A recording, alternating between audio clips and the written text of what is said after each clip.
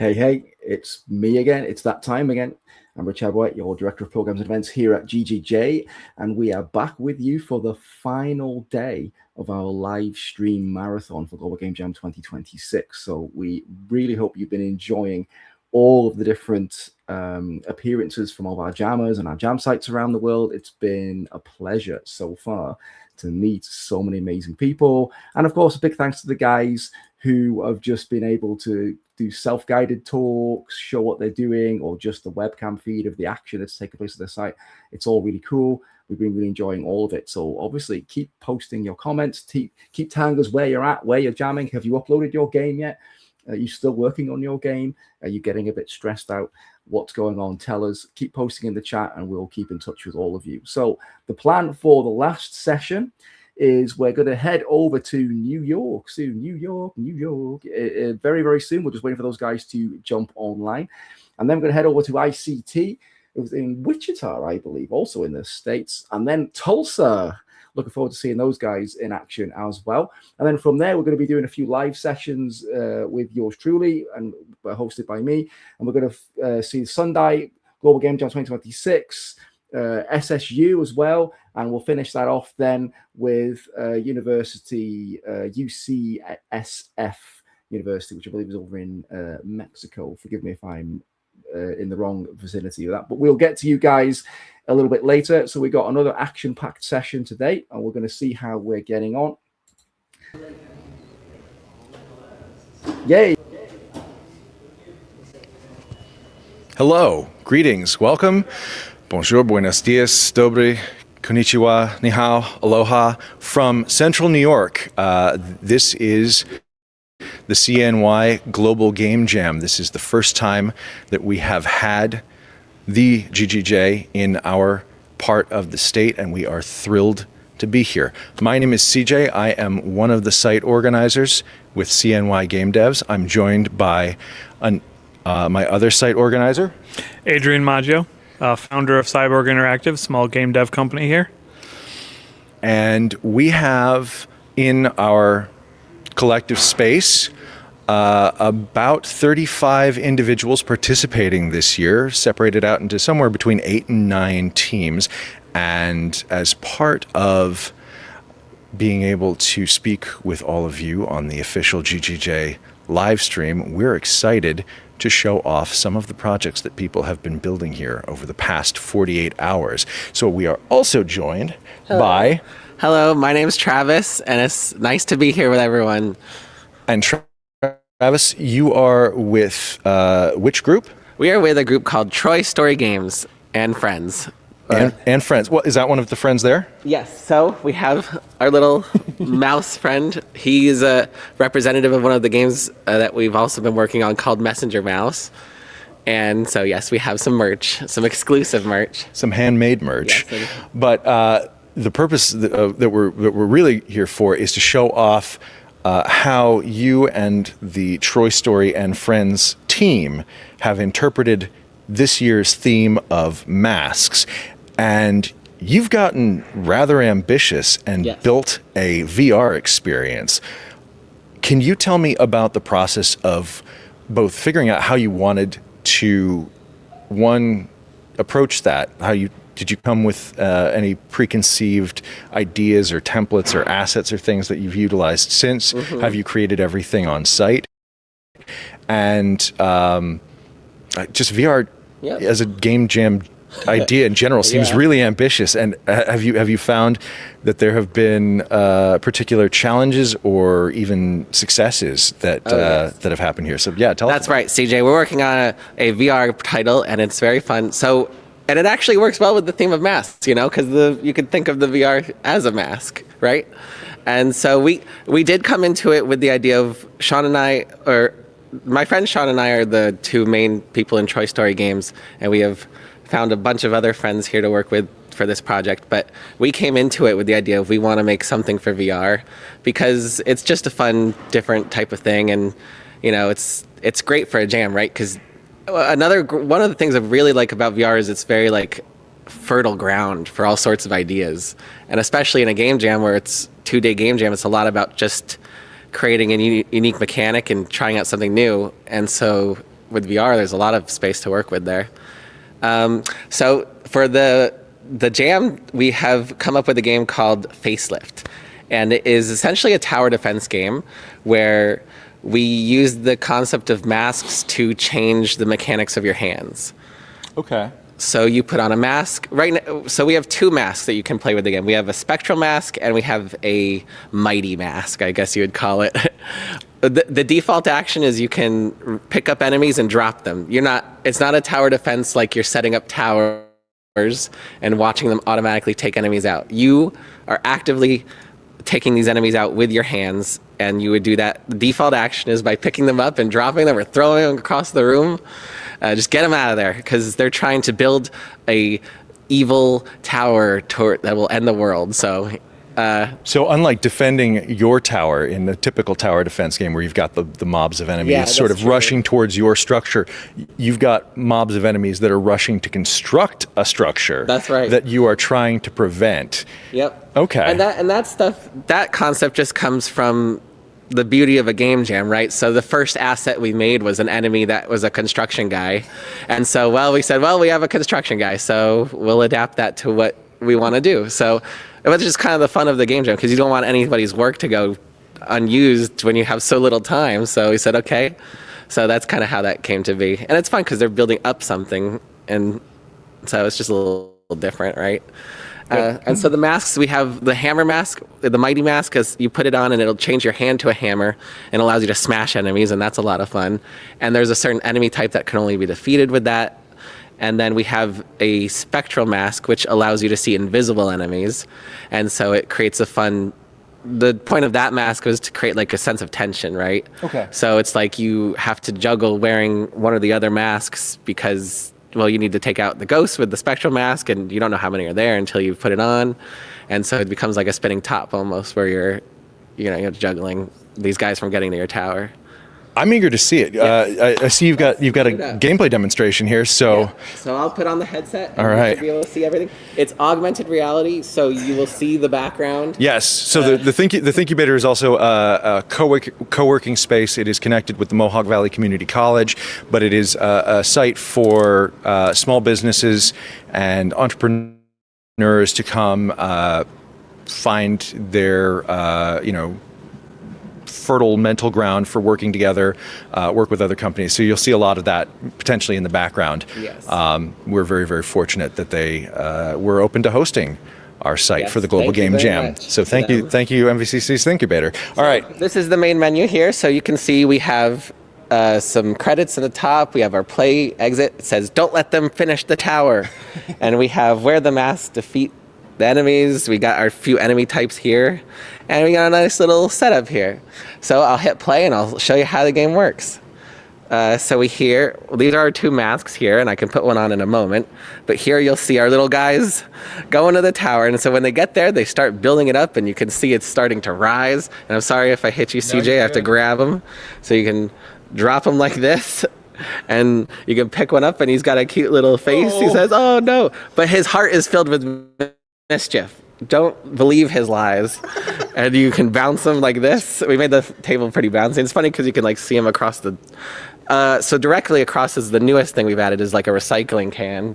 So if you want to try to throw... Oh, that was pretty close. A little high. So let me show you the mask mechanics. So we have the two masks. This is the mighty mask, and so you put this on, and now your hand, so you always have this default hand that can do this. So we gotta squish these guys, get out of here. And so these construction vehicles, or the forklifts, they can only be defeated. I can't pick them up, but I can smack them, get them out of here. And I say, get out of here. And so, but the problem is, I've only been using this one. So if I put on the spectral mask, we can see there's a bunch of ghosts over here. Oh, there are. And so these guys, you have to use your spectral hand, and you just swipe them away. Get out of here, guys.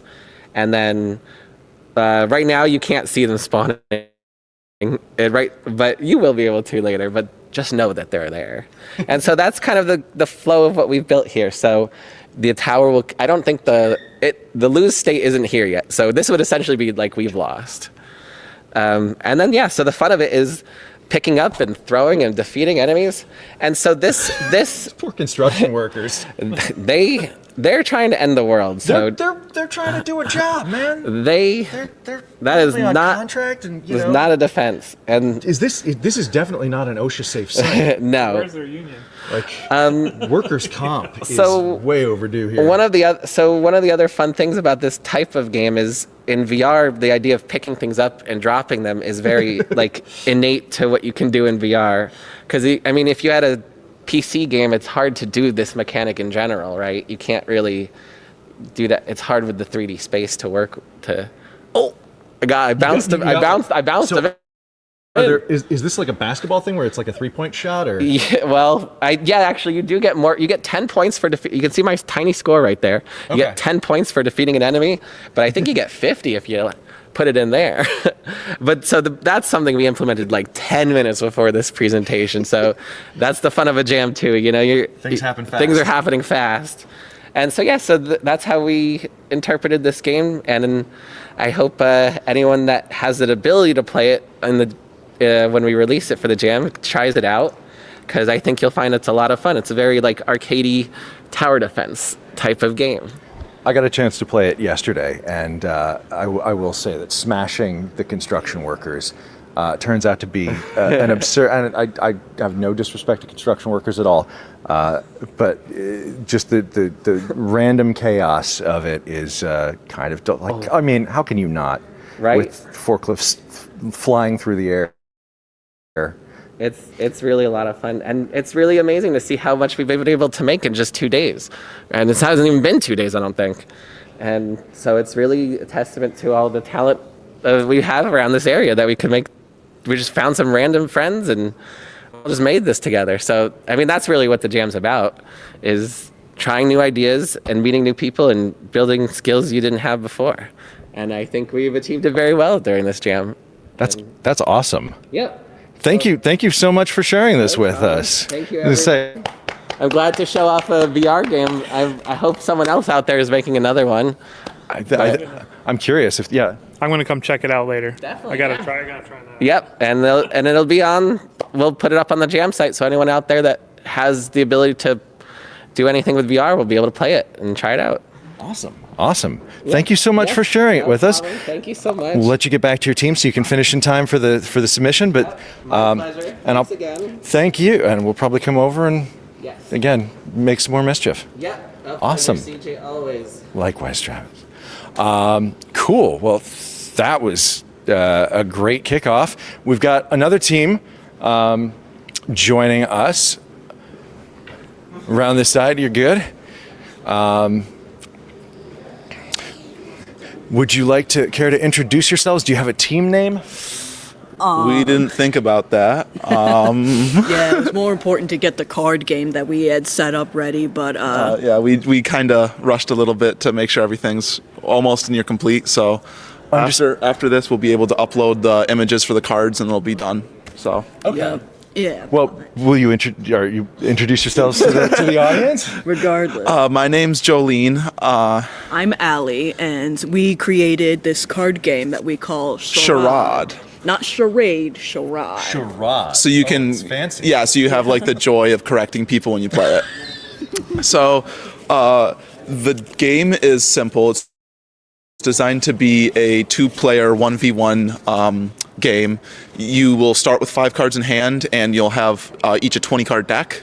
And the idea is you start with 5 life points and reduce your opponent's life points to 0.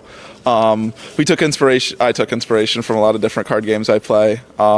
Allie helped with the names, some of the card design, and especially all the lovely, lovely art you'll be able to see on the cards and the flavor text. I want to jump in quickly, just because the names of the cards, the powers that they hold, and the art on them are all amazing. Thank you. You two have knocked it. Will you share some of the particular? So- I don't know if the screen will pick it up, but like One of my favorites is Ghost of the Musical, very famous masked character, and I wanted to interpret him as an elusive thing. So we forgot to explain the main mechanic. the back of the card is a 1 strength guy, and every card can be played as just a masked 1 strength guy, and at any point you can flip them up. Okay. So if it's a guy, they're in disguise, or you can fake out and put a spell or a thing from your hand sneaked out as a guy.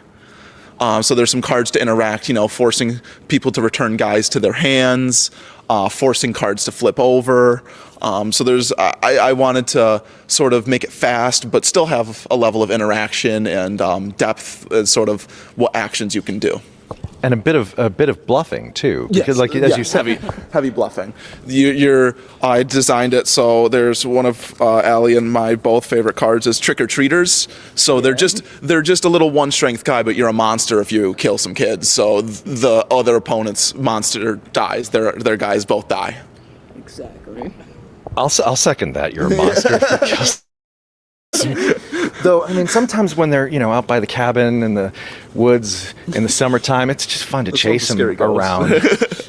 Scary Goat, the trick-or-treaters. You've also, you've got variations of the cards as well. I remember seeing there's... Yes. So we only have 1 deck with us now, but Allie made sure to draw 2 different sets of arts for each of the cards. So while both 20 decks have functionally the same cards, they all have different arts and flavor text. Yeah, they have little bits of, just sort of like how there is with alt and alt arts for a lot of card games, be it Magic, Pokemon. I don't know if any of the other ones do it. I think they all do it at this Lorcana point. does it, because I did do a little research on it. Yeah, but that's kind of like, you know what, might as well sort of copy them a little bit just to see, and also kind of strengthen my sort of composition muscles, I guess you could put it like that. Because in a way, Allie was able to frame cards from different characters and different point of views. It translates nicely. There's a nurse character that appears on several of the cards that's depicted the same, which I appreciate a lot. It helps strengthen the little bit of world building we were able to establish within these short weekend. Well, I want to also quickly give Allie a shout out as the artist behind our Global Game Jam poster. Absolutely, again, knockout job, capturing the spirit of the moment and also of our area. So the art for the cards will be available on the Jam site for people at home to print out and play. I scanned the cards, so there'll be 2 files, 1 for each deck, and then they'll have a PDF of all the cards in the deck and 1 back. So if you want to print them out, and then, the backs don't really matter. It's included if you would like.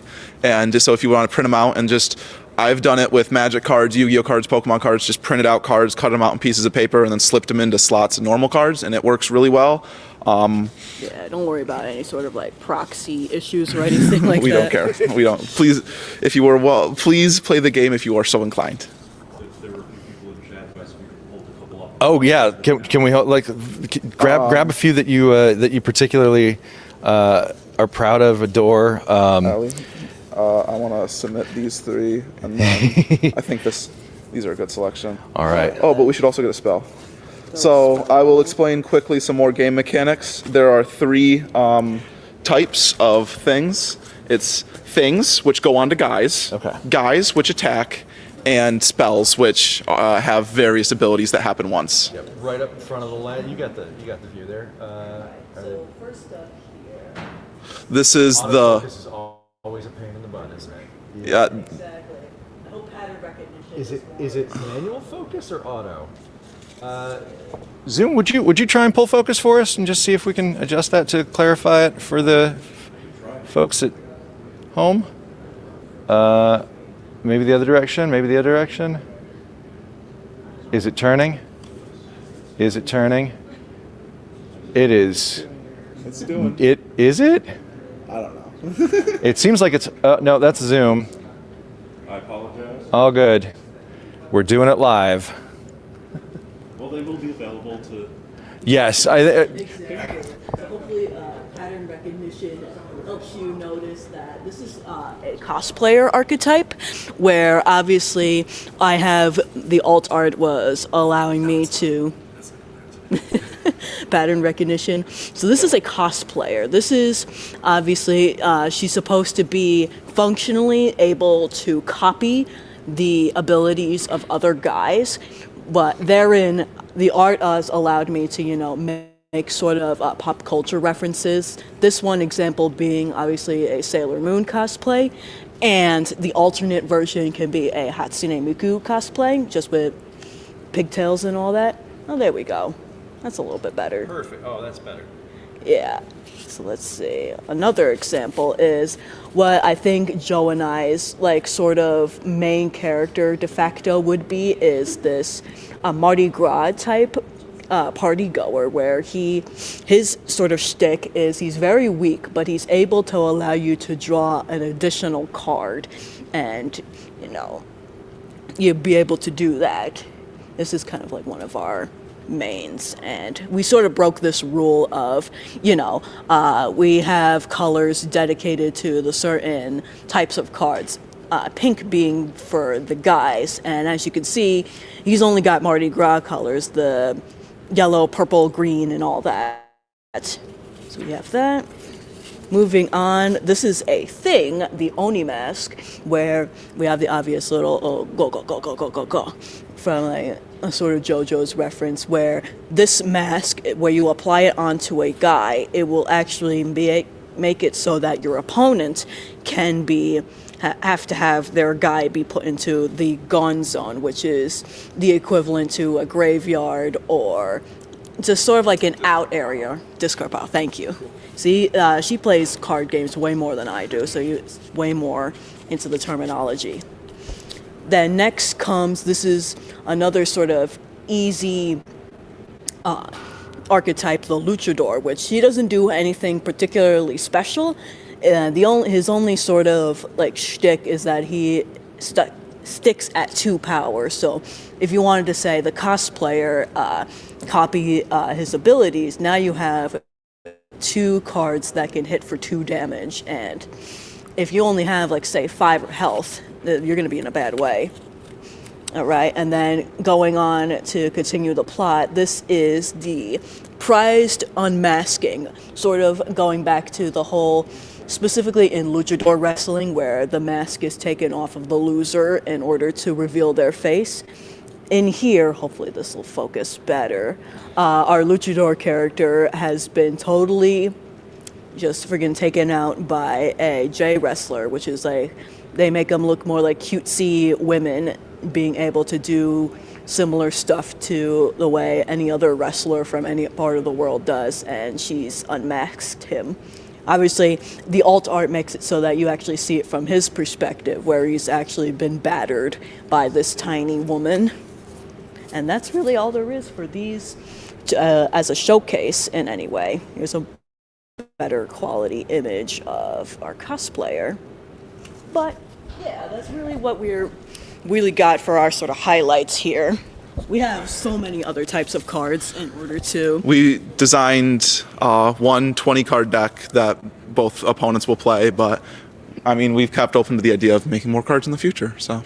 I hope so. I'm looking forward to getting my own copy and playing it, and hopefully we'll get a chance to get in a few rounds before the jam ends. Yeah. But thank you so much, Joe and Allie, for coming and showing us... Wait a minute. Charade. Yes. I wanted to make sure I wanted to make sure I got it the fancy way. Charade. And awesome. Yeah, we'll find the cards on the site. Thank you so much for coming and sharing. Thank you for having us. Awesome. Yeah, absolutely. We had a lot of fun making their game. Excellent. Exactly. Excellent.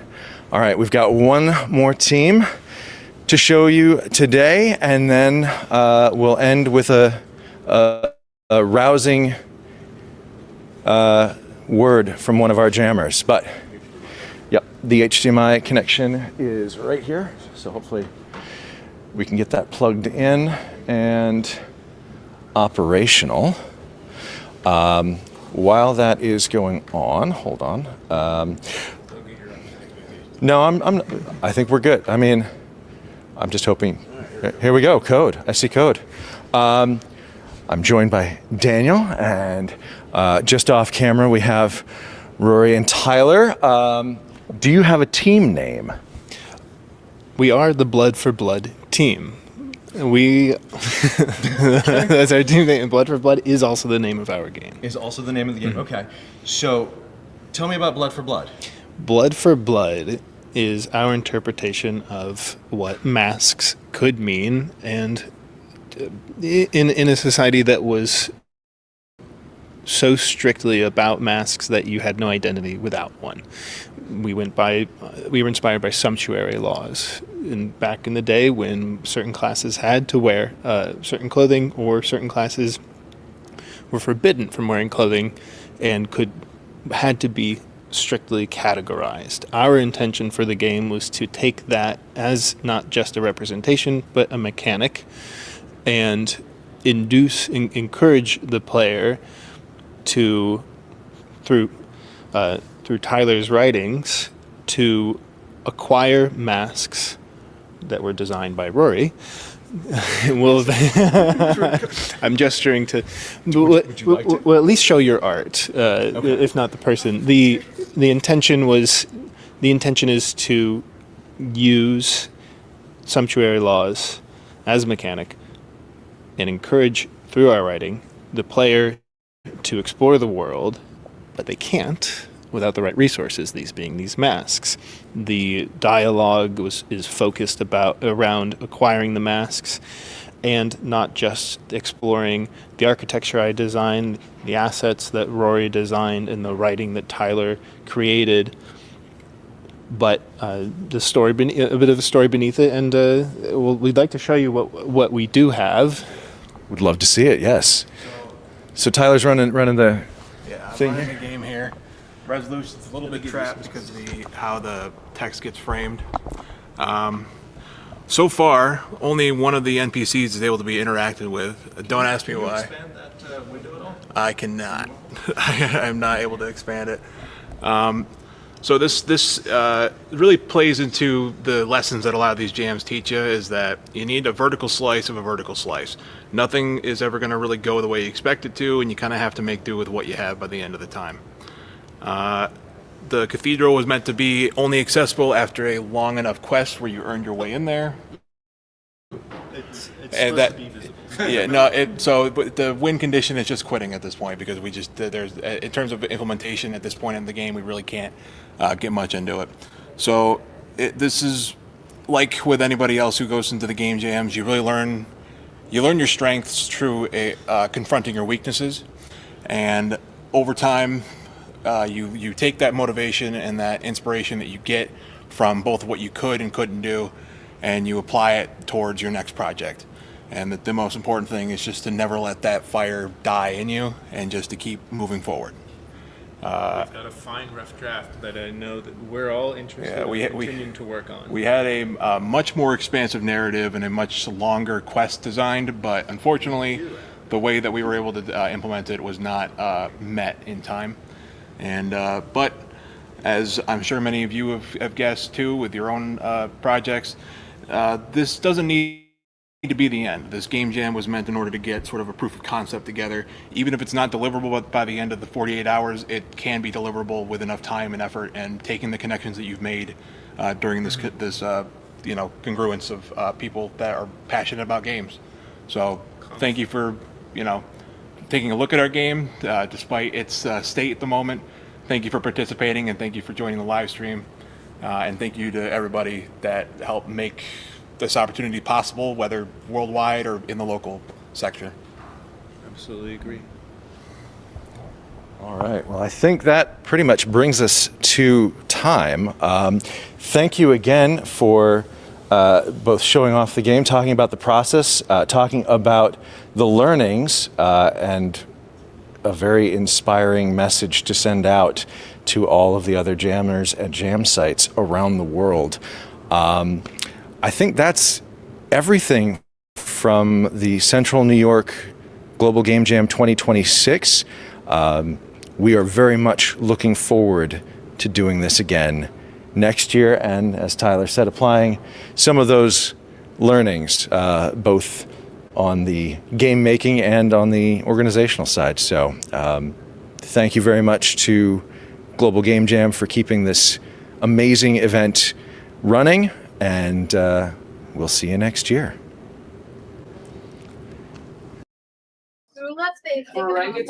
Hello from the ICT Game Jam in Wichita, Kansas, in the U.S.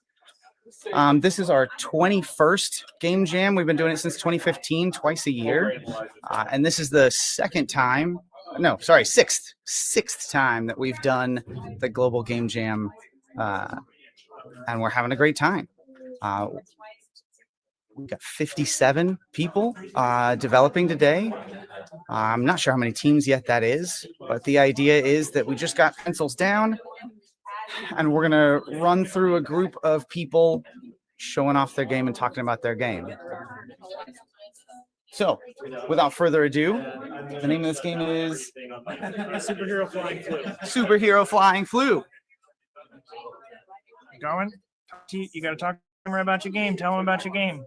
Okay, so what you're supposed to do in Superhero Flying Flu is you have to collect the fruit, and the bananas get you 2 points, and the apples give you 1 point.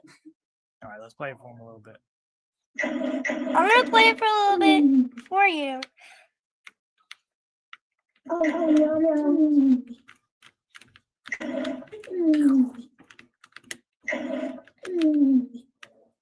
Oh, no. Oh, no.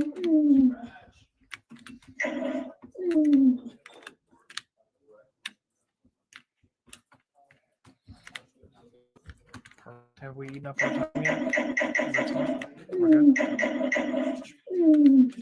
Huh? Oh, no. How many points are you getting? You flipped upside down. And if you go to the end, you flip upside down. Like this. If you go back, you'll flip right side up. And if you wonder what program I'm using, this is Scratch. Perfect. I think that's enough. We should probably let another team. Thank you, guys.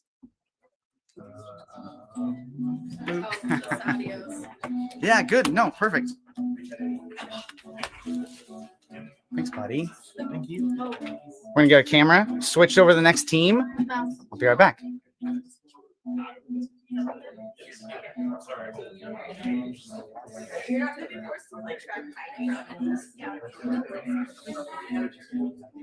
right, guys, hop in. All right,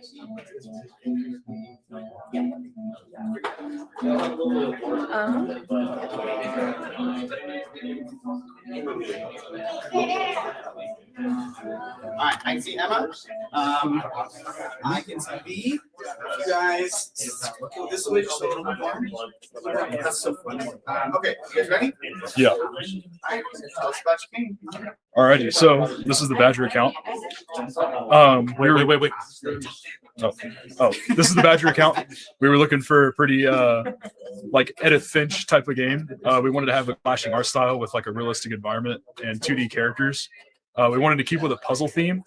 So we've got our start menu here. When going into the Badger account, we were thinking more of a broadcast and kind of like a creepy society type of thing. So going in here, we have a very straightforward kind of conference room environment going along with it. Being able to interact with our boss here, kind of welcoming us.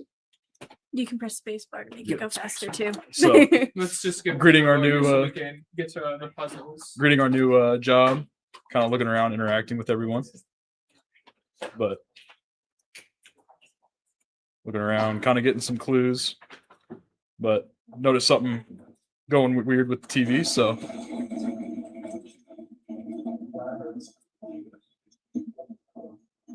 but in the end, kind of figuring out our puzzle here. Got to match them with the colors. Will give us access to a another answer key to a puzzle. Will you turn the volume down a little? Reach over there. It's a function, and then FM. Yep. Yep, there you go. There you go. Thank you.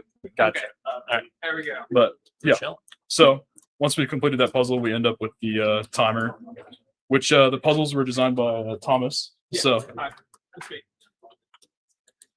But I had to make a system of interacting objects that would all like flash white when you hovered your mouse over them to let you know that they were interactable.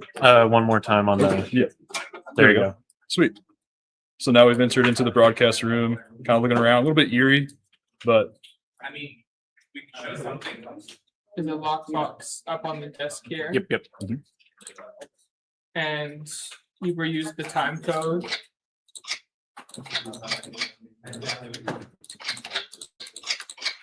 Nice.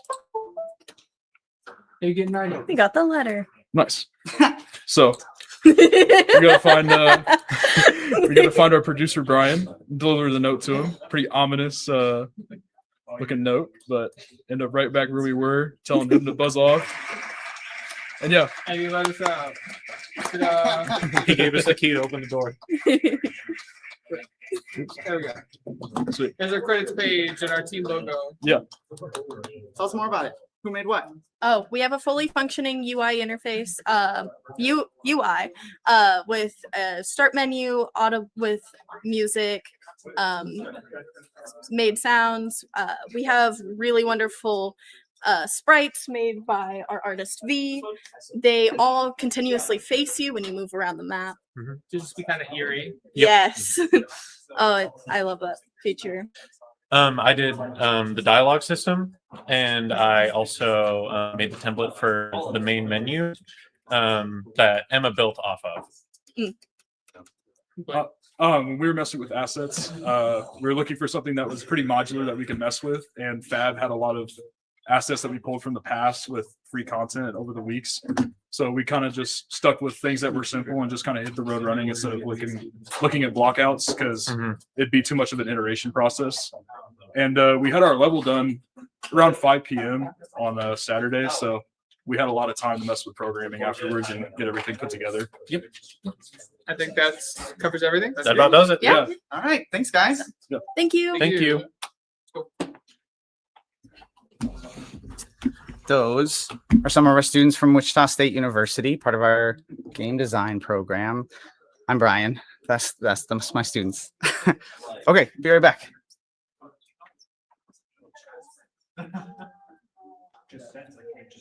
Yeah. Plug in here. I think you're still on. Oh no, it's live. It's a delay. Okay. It's like talking to people in Spanish. Yeah. Okay. So there's 4 of you. Yeah, our fifth is not. Our fifth's not here.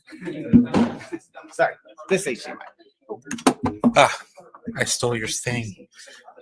The stream thing. Okay. How do we want to be positioned? I think this is great. Just around. Just like casual. Around. We're nonchalant. We're cool.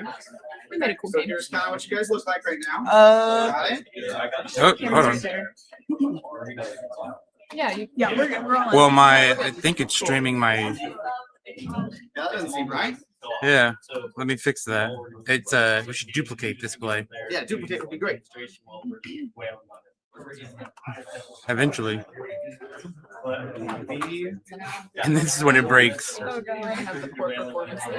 Cool. Well, in the meantime, while we fix it, our game is Conspiracy. Are we good to talk? No, you're not on yet. Okay, cool. Yeah, we're just that helps. So, hey, thank you. Shrink. We'll have something in the background as you get going. Okay, it's still not mirrored, so. Well, it's not wanting to release Is it kind of locked? Yeah. Okay. Why are we? All right, pull that off of there. Okay. You're not live. No problem. Okay, thank you. Yeah. All right. No, it's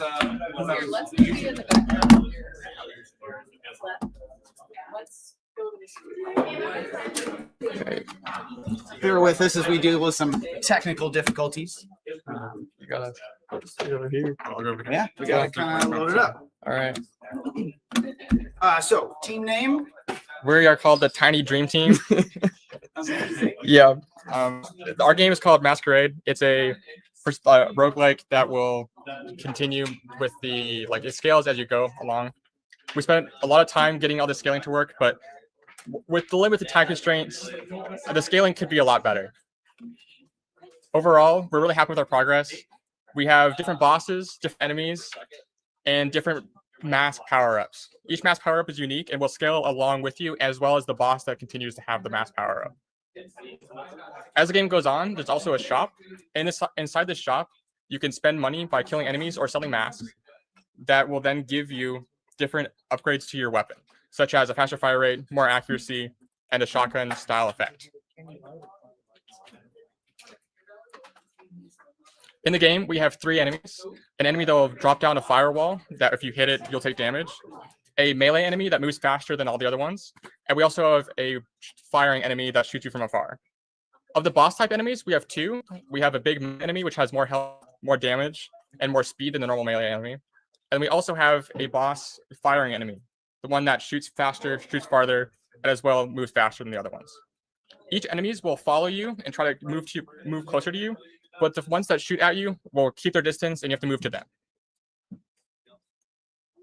During our gameplay, we had a lot of issues with different things such as exporting with Unity, getting all our work to sync up across all our different branches, as well as getting the masks to show up how we want them to be.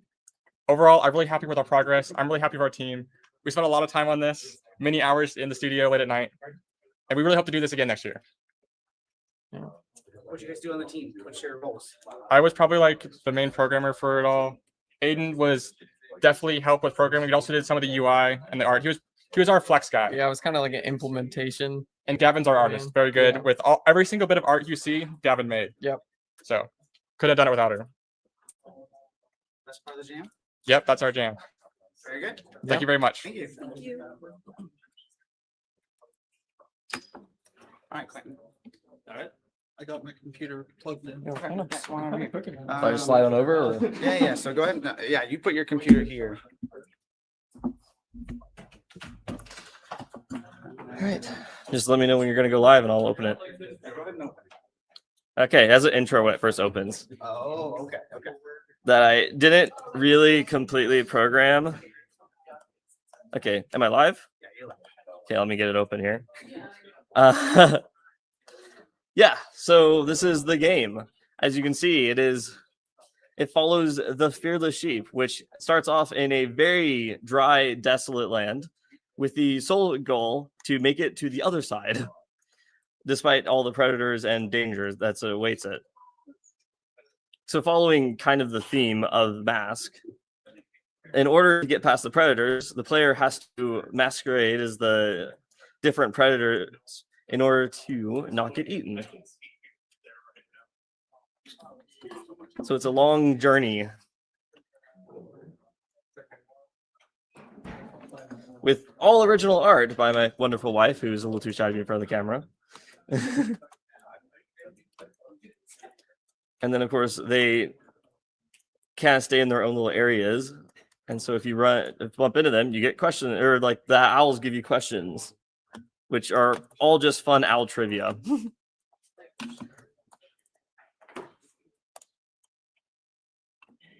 And then each of the different predators have different mini games. And then at the very end, we have a very fun thing that kind of a little bit of a surprise if I can make it there. I'll try to move quickly here because I know. No, you're good. You got time. Cool. So I'm trying to think how many there even is. There's, I think, 4 or 5 sections of this game. So you start with each predator. Each one was supposed to be bigger than the previous one because, yes, fox.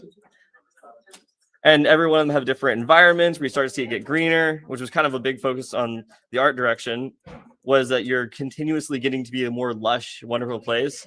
And every time you bump into one of the enemies, you're supposed to prove that you are one of them. So if I bump into one of these foxes, which I'm sure I will, because it's tricky not getting through. So yeah, foxes dance. If that makes sense to you. And so it's a rhythm game. And apparently a rhythm game I'm bad at. Kind of need to live through this one. I unfortunately am not the best at rhythm games, but this was actually my idea because I thought it'd be way too funny to make them dance. Did you get the music to match? Unfortunately, we don't have sound because I wanted to. Every game jam, I feel like whenever we've added sound, which we have sound, it just sounds so terrible. It just doesn't have the time. And if we had another person on the team, it would have been cool. But right now, with the 2 people that we had, it was art, game design. And I wanted to have lots of fun games because you have things like this, where you're trying to pretend to be one of the mountain lions and you're supposed to catch the mouse. Because obviously you're trying to prove you are a mountain lion by catching mice. Which is way more difficult than I remember this game being. Come on. Okay, I really need to win this. Come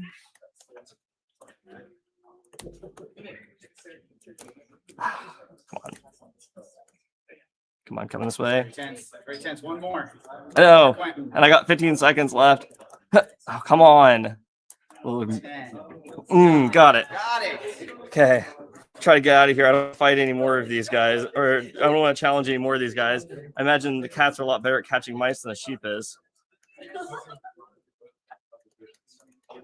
And if you enter into a zone and you have the wrong mask, or you're not wearing, or wrong disguise, or you're not wearing a disguise, they'll eat you. Which is Oh yeah, show me that.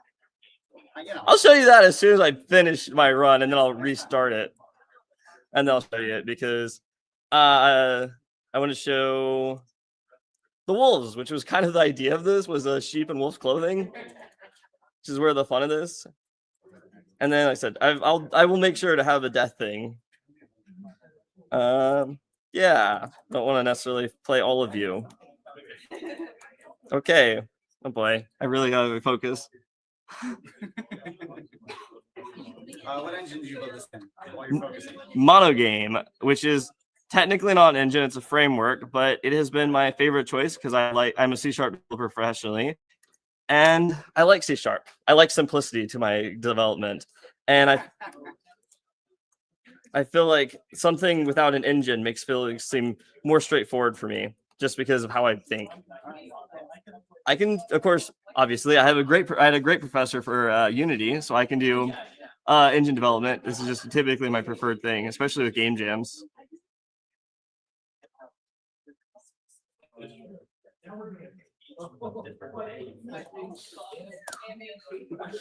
It's a really intense game. Oh, you want me to hurry up? Yeah. Okay. Well. No, that's okay. Just leave it there. That's all right. What was your favorite part about building it? My favorite part of building it, honestly, it was the fun of the different mini games, which I wasn't paying attention to. Once you probably wait to see your death one. I really it's the fun of just trying to like see how fast I make them. You know, that happened to me 3 times yesterday. I did really good at that. What if I have just a moment longer because I want to show the finale here, and then I will have a very less than climactic, but so. If we can skip the death, we'll see it next time. That's all right. But here is the grand finale, which is something that I put probably the most time into all of them, which is, you could guess what the final predator is.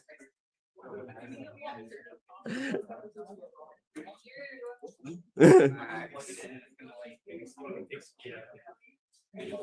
was supposed to be a smoke particle, but I think it needed probably more transparency. Okay.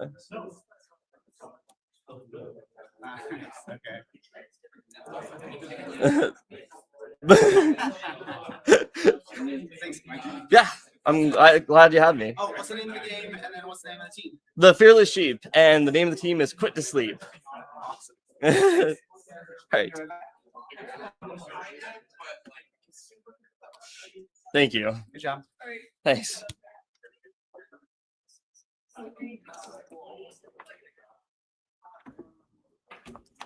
Just gonna have to deal with it. It's fine. I can still play it. Oh shoot, I didn't go over the Yeah, plug it in for me. Sorry, we probably solved. Okay. Good? Yeah, I just That's good.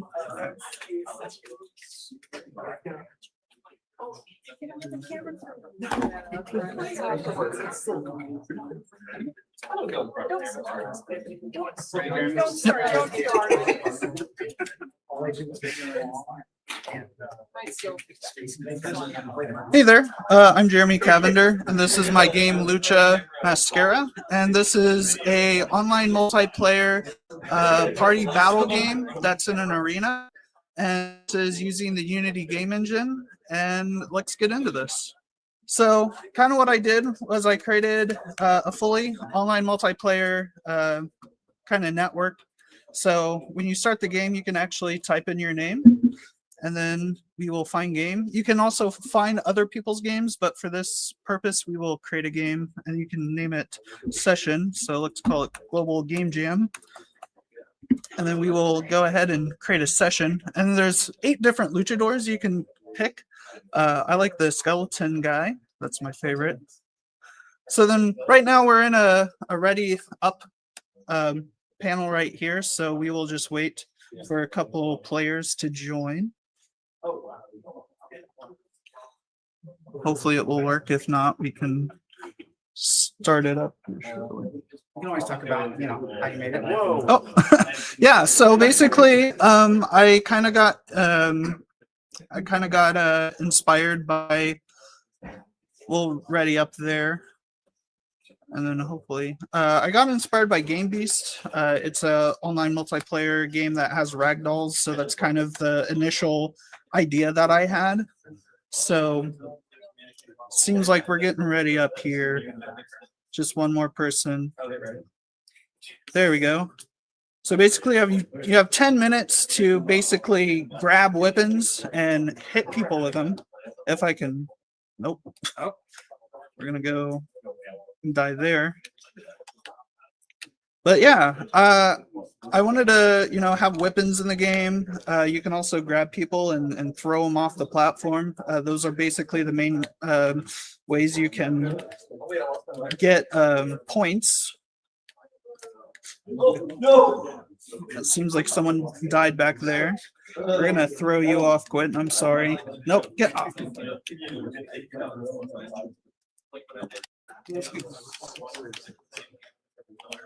You have some time to revive yourself. Oh. Can they drag you off while you're... Yeah, so you can... Oh, nope, he's resisting me. We'll bring out the block. Oh. Wait, how do you come back? There we go. So when you fall off the edge of the map, you do teleport to one of the spawn points that I have. I'm just kind of bullying Quentin right here. Oh, nope. Sorry. And there we go. I die again.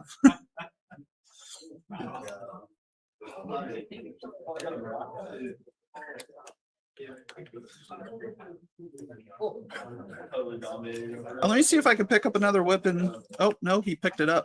I have 4 weapons. So one is maracas. I also have a folding chair. And then I have a foam finger. And I also have a rubber chicken. So if you like the idea of beating your friends up with a rubber chicken, this is your game. And there you go. Quentin over there beat me. But yeah, that's Lucha Mascara. So I appreciate everybody's time, and I hope you download it on the globalgamejam.com website. Thank you.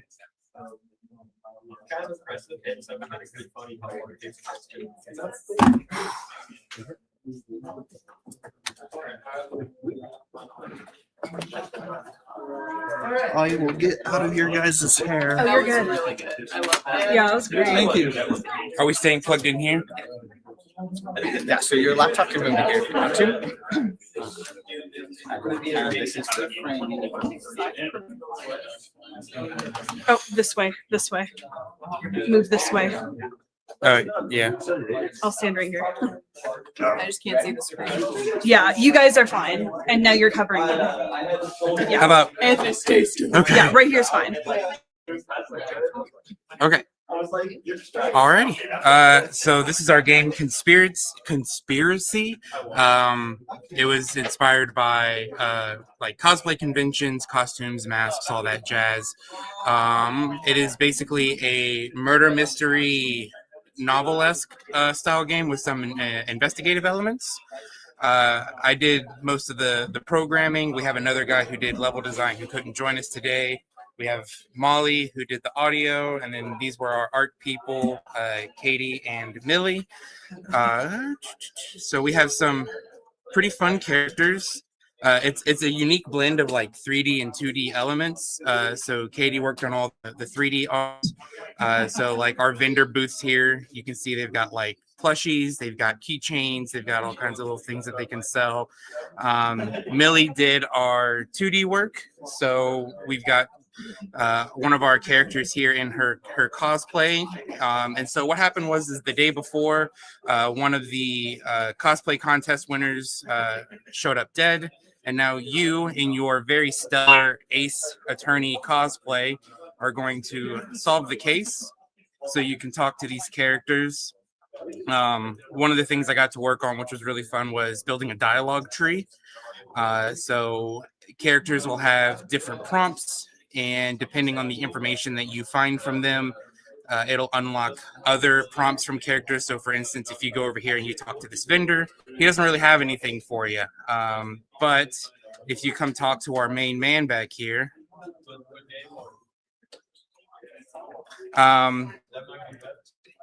he says that he was in line picking up the new Miku figure. As his alibi. They released versions specifically for this convention. And if we ask if anyone can verify that story, he's like, yeah, Vincent sold me the figure, so you can talk to him. So now, when you go back and talk to Vincent, you got some prompts. One of them being, do you remember selling a figure to a guy last night? Yeah, he was a strange character, barely get through a conversation. And so now we're unlocking more. Now we know that Vincent did buy his figure, but he basically dashed off to the cosplayers immediately after it. So yeah, I'll let them talk about their. Yeah, so for all this dialogue, we ended up having a running Google Doc with primarily me and Anthony also helping out with some of the general structure stuff, since he would be doing a lot of the programming and had a little bit more insight into that. The doc ended up being around 9 pages long for all dialogue. Lots of different branching pathways, having to figure out, well, if you go talk to this person, how's your dialogue going to change? If you maybe approach them a little bit more aggressively beforehand, are they going to be as open to talking to you now that you kind of burned that bridge a little bit? All those different little dialogue things that just helped make it feel like the player's a little bit of a choice in everything that's going on. Additionally, one of the other things I got to work on was some of the 3D assets. The general blockout in design of the building was done by our team member who was not here, but all the props, such as the Anthony showed off the booth earlier. We have a ball pit right in the middle. We also have some good old classic folding tables there, and all sorts of other fun little props were modeled by me in Autodesk Bio 2026. We also did the texturing there as well. And I believe you worked on some 2D assets. You want to talk about that? I did 2D stuff. We're running out of time, but it was a really fun game to make. Characters were fun, story was fun, and Molly did audio. Name and game name? No Name Studios. Team No Name Studios. For Conspiracy. Cool. Thank you guys. You can take your laptop. Good job, y'all. Thank you. Yeah. I told you I could. Hi, everybody. Thanks for watching some of the games that we made today at this weekend at the Global Game Jam. Our time is wrapping up. We hope that all the rest of the game jams get uploaded. That's what we're going to go do right now after this. I'll be happy with everything that you made. We sure are. It's been a great opportunity to be part of the Global Game Jam. Thanks.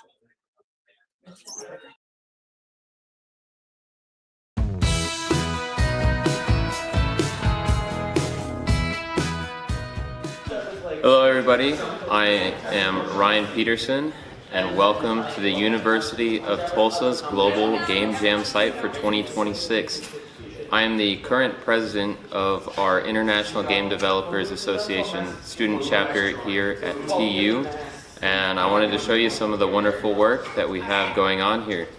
This is the 7th year in a row we've had the honor of hosting a Global Game Jam, and it has been a wonderful opportunity over the last few years to be able to host this event to bring the local Tulsa community together along with some of the students here on campus and have them collaborate on some wonderful game projects. Now here shortly you'll get to hear from some of our teams and the wonderful ideas that they have planned for this game jam. Good luck, jammers.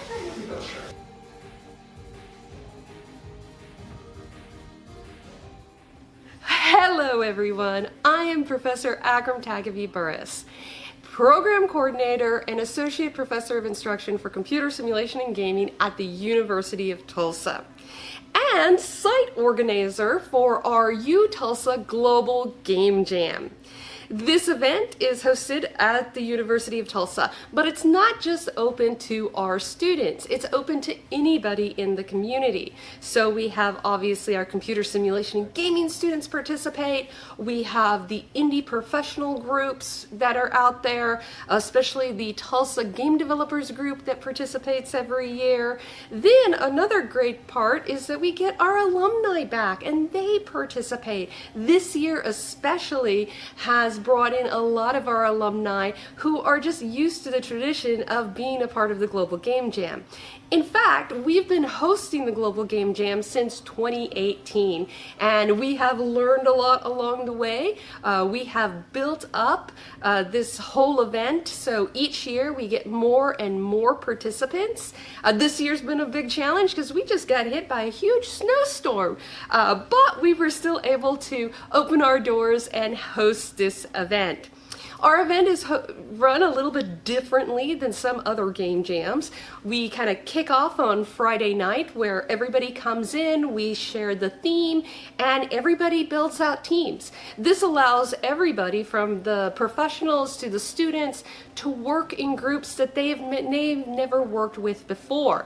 They can work with professionals, with other peers.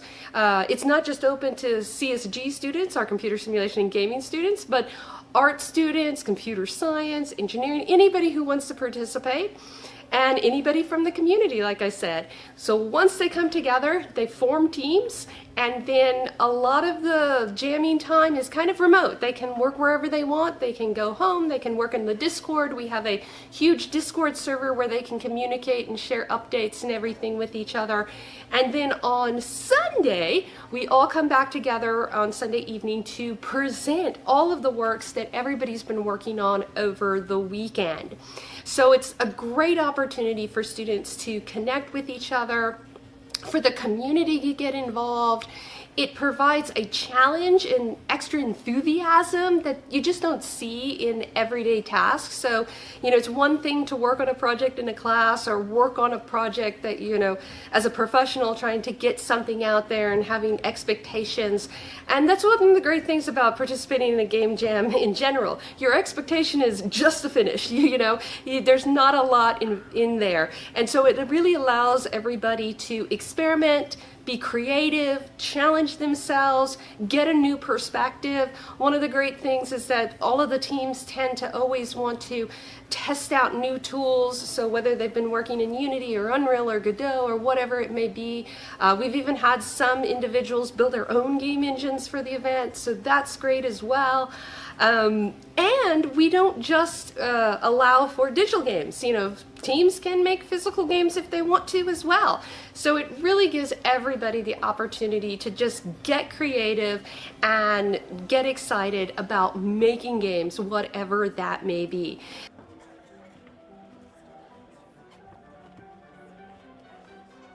If you mess up, just keep going. Yay! Well, I'm Aiden Cole. This is my second game jam, but first with a team. And you get one more shot every day. Oh, I'm Brianna. This is my first game jam and and second game I've ever done. Yeah, I'm Connor. This is my first game jam, and this is also technically the second game I've done. I'm Alexandre, and this is my second game jam. So we were taking the idea of masks and considering it more like theater, kind of inspired by kabuki plays, where we have the 12 archetypes who are represented by their masks, and the masks determine which characters are playing which role in a scene. It's kind of inspired by Storyteller, but the idea is we are going with the idea of getting them off the stage, right? Yeah, we're trying to... We were discussing the idea of the goal being killing off all of the different archetypes. We don't know that. We haven't locked that in yet, but this is something that was just now on the slate of discussion of maybe making the goal that. We've been bouncing around a lot of ideas involving different act structures, different ways of organizing it, talking about, hey, 12 characters. This means 12 times 11 times 9. Yeah, it grows on the order of n factorial when we add more characters or more masks. So it gets beyond scope rather quickly. It's a game about breaking legs in more than one sense.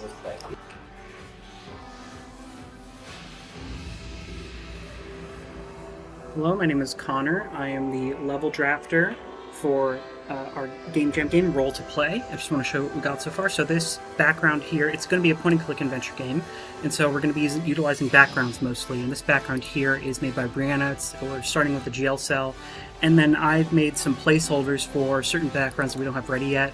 This is what I have been working on. I have been working on the scenes. I've done the courtyard, the forest. I've been trying to set it up so I can do them in one thing, so I can take a look and have less things I have to redo. Here you see the map that documents which rooms connect to each other, as well as our list of the different elements in each room. And coming up here, most importantly, our dialogue.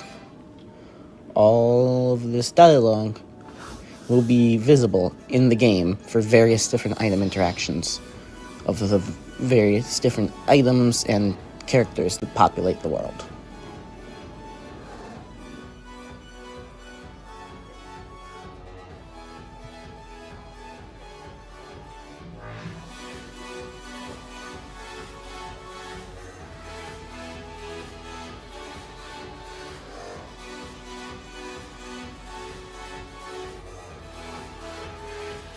Hi, my name is Andy, and this is my very first game jam.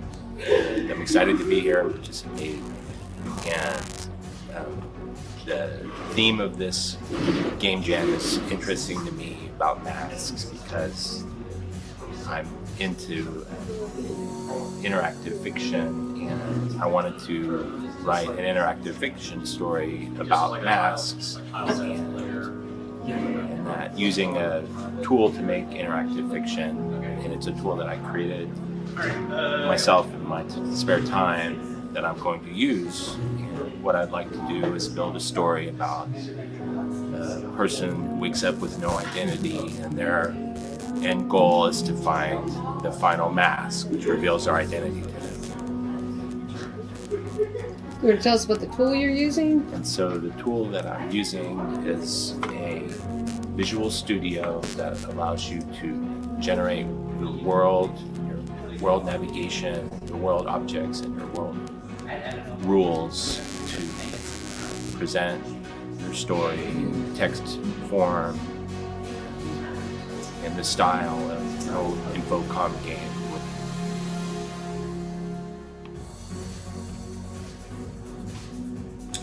So we're launching the game, The Final Mask, from the Interactive Fiction Studio.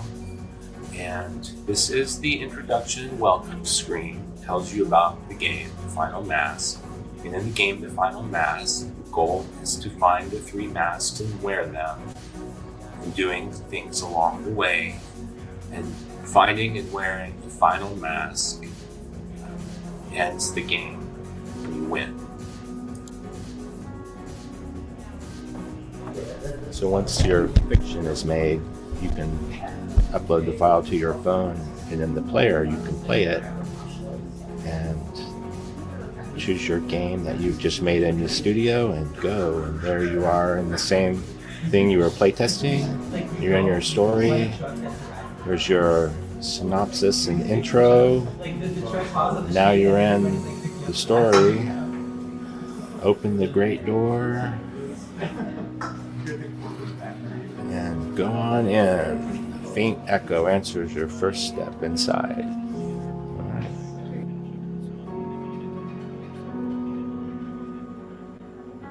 I'm Garrick. This is my third game jam. First with my full skill set. I've taken a year off, but I'm ready to get back onto it and build out my music portfolio.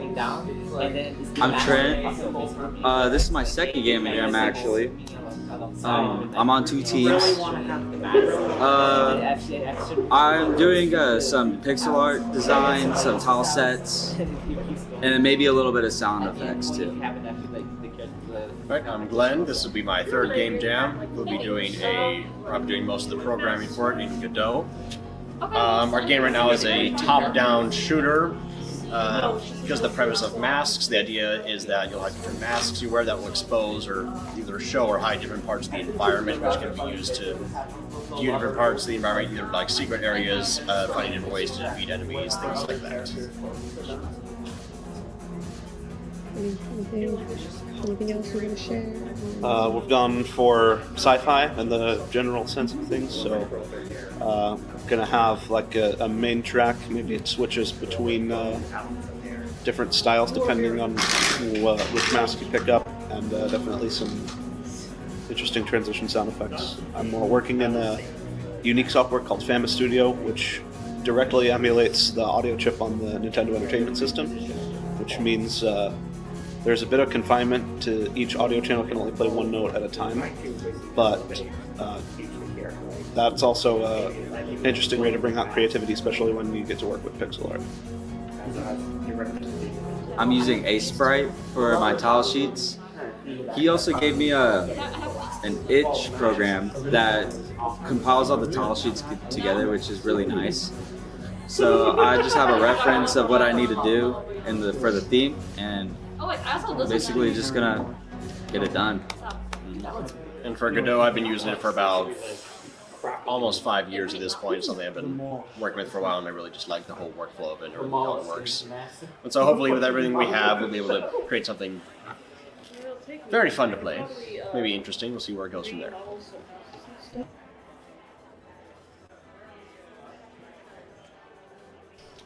Who goes first?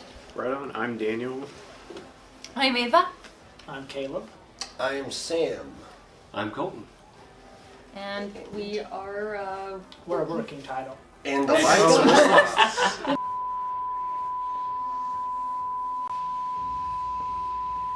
right. So do we want to start left or right? Sure. Just name and stuff. Oh. Or is it name and who we are? It's up to you. Name's Colton, and I'll be doing programming for this one. Right on. I'm Daniel, and I'm hanging out on this one. They're using an engine I don't normally use, but I'm going to join forces. I know. I am Sam Labodiak. This is my third game jam. I like to do voice acting and creative development.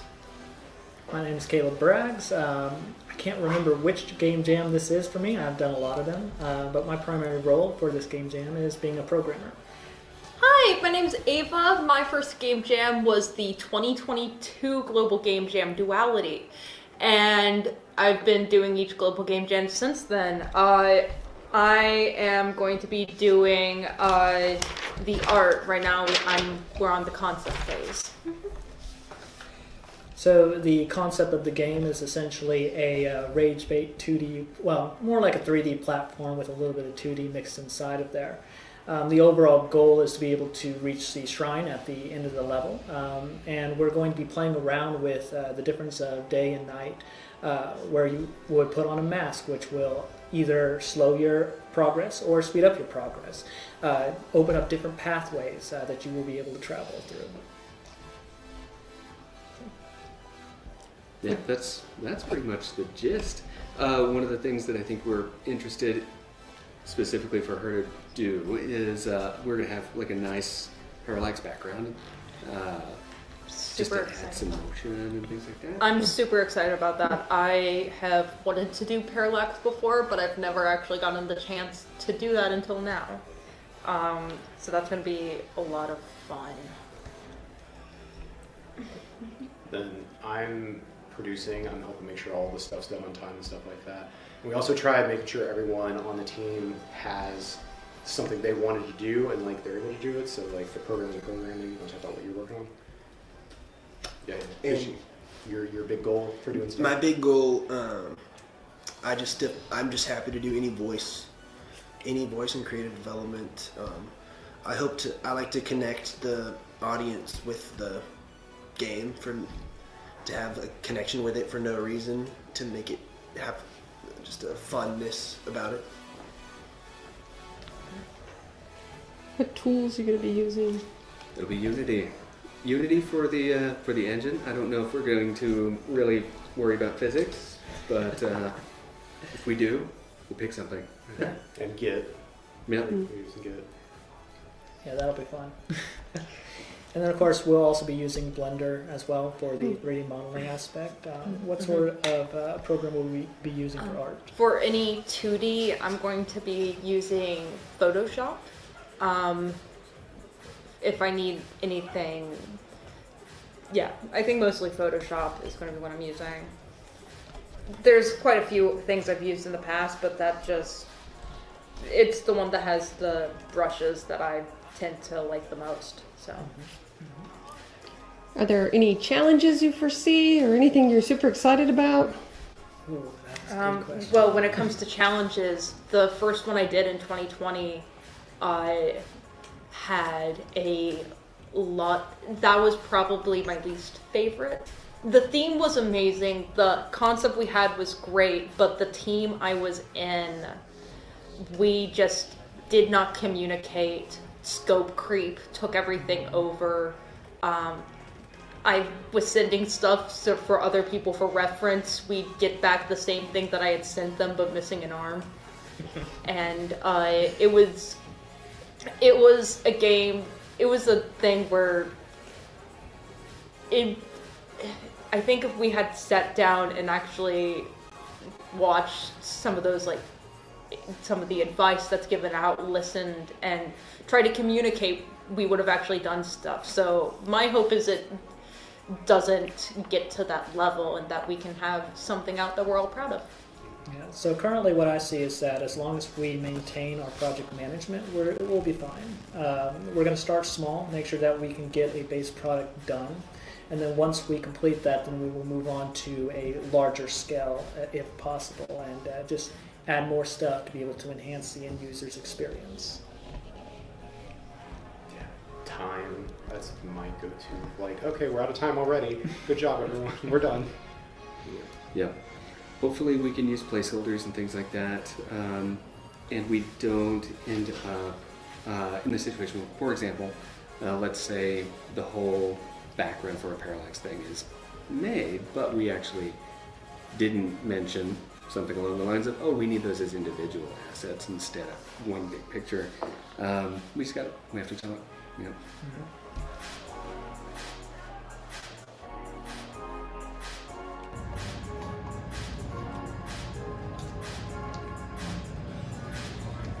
I know it looks kind of silly, but the goal is to make it look like to make it loop, you have to take the image itself and hide the fact that there was ever a scene.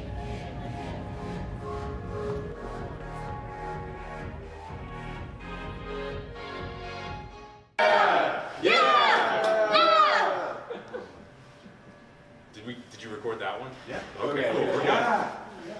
Are we doing another one? We can. Doesn't matter to me.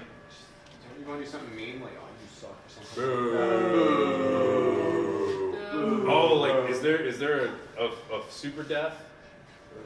Oh man, you suck! Yeah, something on those lines. Alright, 3, 2, 1, boo. Boo. This guy sucks. Alright, cool. Good job.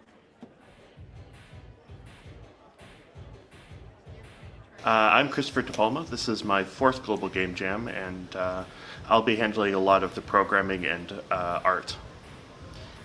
I'm Dalton Hale. This is my very first Game Jam, and I will be handling some supplementary programming and art assets. I'm Matthew Stanstra. This is my 3rd Game Jam. I'll be doing some programming, probably some writing, and maybe some sound work. Overall, our game idea is around a superhero who has lost his mask. The main gameplay loop is there is a series of mini games you have to complete while unmasked, with the goal of not revealing your identity. Yeah, and because your identity is revealed, you're still a superhero, so you need to help everyone. But if you get revealed, then everyone knows who you are. So it's a good mix of doing all these mini games while also making sure your character's identity is never revealed. What's the next thing? Tools. What tools are you going to use? We're using just Unity and whatever Emily uses for art. Yes, we'll mostly be using Unity and Procreate to do some of the 2D assets, as well as any other extra programs that might come up as needed. Any challenges or things that you're excited about that you foresee in the jam? I'm very excited for the challenge of making multiple mini games, particularly because it's hard to stretch a mini game past 10 to 15 seconds. Without making them feel more time-consuming or challenging. So making it last 5 to 10 minutes is the goal for the overall game. Making enough games to go within the game is going to be fun, especially making sure the ideas are unique, interesting, and don't eventually just feel repetitive or monotonous. I'm excited to try experimenting with different art styles. We're going to be doing this in a quasi 3D space, or it gives the illusion of 3D space, but we are going to be using primarily 2D sprites and models. And honestly, I'm just excited to be making a game. I like how the Game Jam forces me to really work in a small time space, and I think we have a good amount of scope for a game that we can definitely complete it, and that's what I'm excited to do, have a finished game.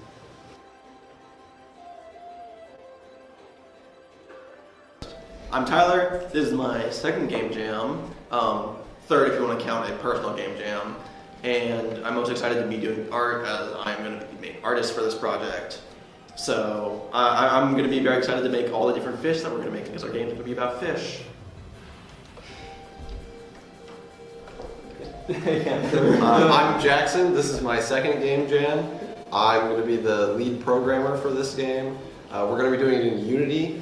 And I'm really excited to just see all the different mechanics that we'll have to program. I'm really excited for some pathfinding algorithms. That should be fun. I'm Max. I'm excited, this is my 2nd Game Jam, and I'm excited because I'm gonna try to make an interactive music mechanic for when we go up, so hopefully that doesn't turn out bad. I'm Novak. This is my 1st Game Jam. This is my first time working in a big group, and it's just been nice to collaborate with a lot of big creative people. Yeah, I'm David Cipriano. This is also my 1st Game Jam.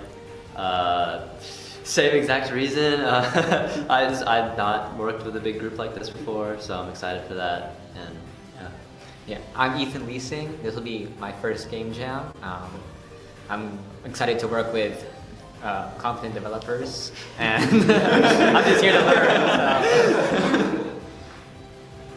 learn. My name is Conlon Helmuth. This is my 1st Game Jam as well. Yeah, I'm excited to be working with all of these interesting people, and I'm mainly just doing like playtesting and ideas and stuff, but I might help with other things. All right, you want to tell us a little bit about what your team is planning? Yeah, I got excited to do it. So, because we were thinking about the main idea of masking, and we thought it would be a great idea to have some sort of way to blend in. I feel like that's a pretty obvious idea, but we realized that we could do, instead of blending in maybe through shapeshifting, we realized we could do possession. So the idea is that you are maybe a little eldritch monster, you know, and you're trying to hide yourself from merfolk who are trying to hunt you down before you can get to the human world. So what you do is you disguise yourself as fish, and each fish has a different swimming pattern, which was what he was talking about with navigation and like movement algorithms. So each fish had its own swimming pattern, and you're supposed to disguise yourself such that when you encounter a merfolk who is trying to prevent you from getting to the human world, you aren't suspicious because you're copying what that fish would do.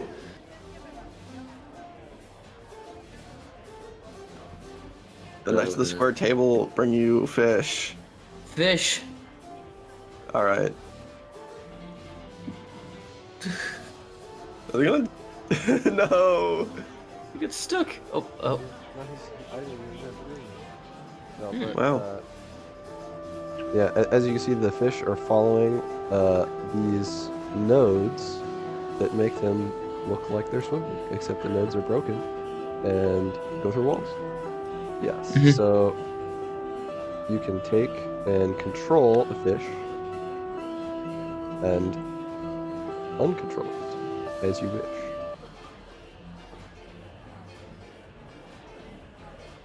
Hello, my name is Haiying. My name is Austin. My name's Trent. And my name's Nicholas. And we are making a game called Masked Scalper. It's basically a game where you go into a superstore and you take all the masks before anybody else can. Is based on like the quarantine, like mask rush and everything during COVID. Yes, we were inspired by the Pokemon scalpers. We thought it'd be really funny to put ourselves in those guys' shoes and be grabbing a bunch of stuff off the shelves like it's a maniac. And yeah, we think it's going to be funny. We think it's going to be good. It's going to be the best game ever.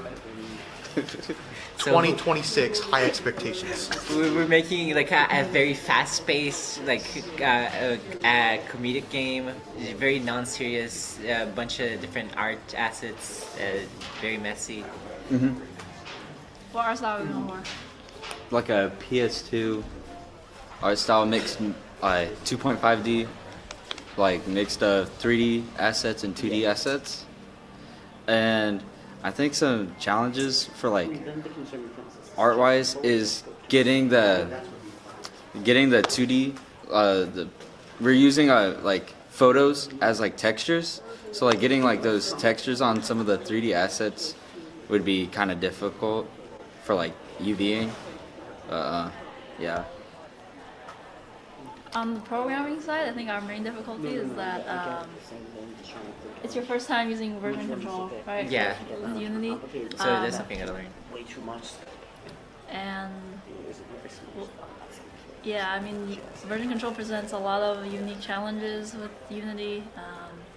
You kind of have to try it to know what I'm talking about. I mean, I feel like I'm pretty confident about like the mechanics. We decided on pretty simple game mechanics so that we could, accomplish them within the scope of the time we have. And we really like the music that we have. I make some pretty interesting music.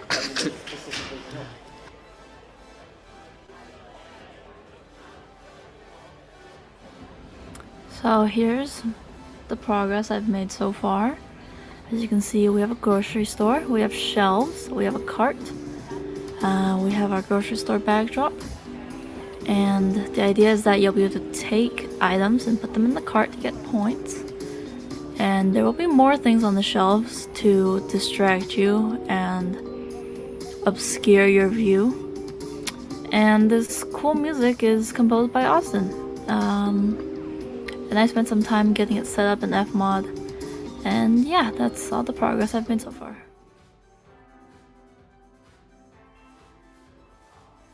It's been a great event. We're really excited about all of the presentations, and we're really glad that we had the opportunity to share a little bit about what we've been doing here at the UTulsa Global Game Jam, and hope to participate in the years to come. Thanks again.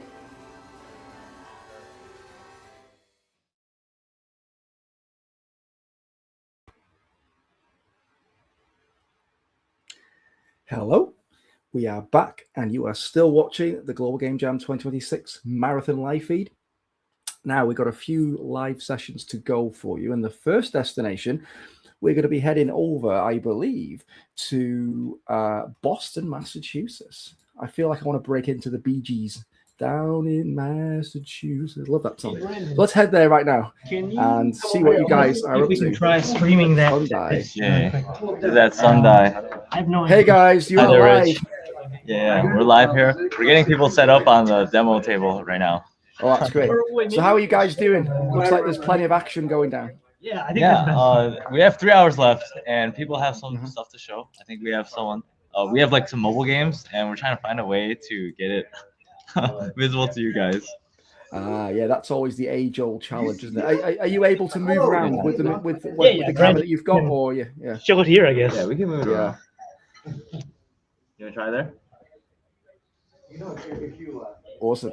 Don't worry if there's an issue and you can't show the actual game, because we can just talk about it and that's okay, right? So don't Yeah, worry. we have Brandon on the stream right now. He wants to show his game. Hi. How many people are here? Go for it. Can you hear Brandon okay? I can hear something. Okay. It's so the mic is the webcam. Oh, okay. So talk loudly. Okay.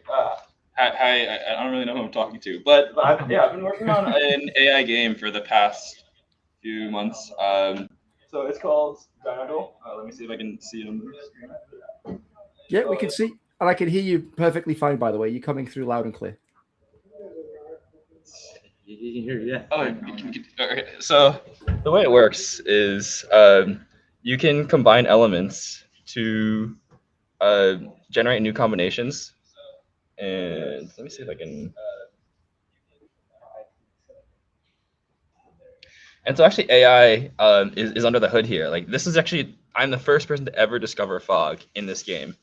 And so then the cool thing here is that now that I've created fog, I can actually take that and then I can go battle other people or the CPU to in kind of like a rock paper scissors style game where the AI actually decides who wins. And I might have made this guy too strong, but yeah, like this allows for just unlimited possibilities for like unlimited possibilities for decks. And yes, yeah. Oh, okay. I have 2 health left. I think I'm gonna lose here, but let's see.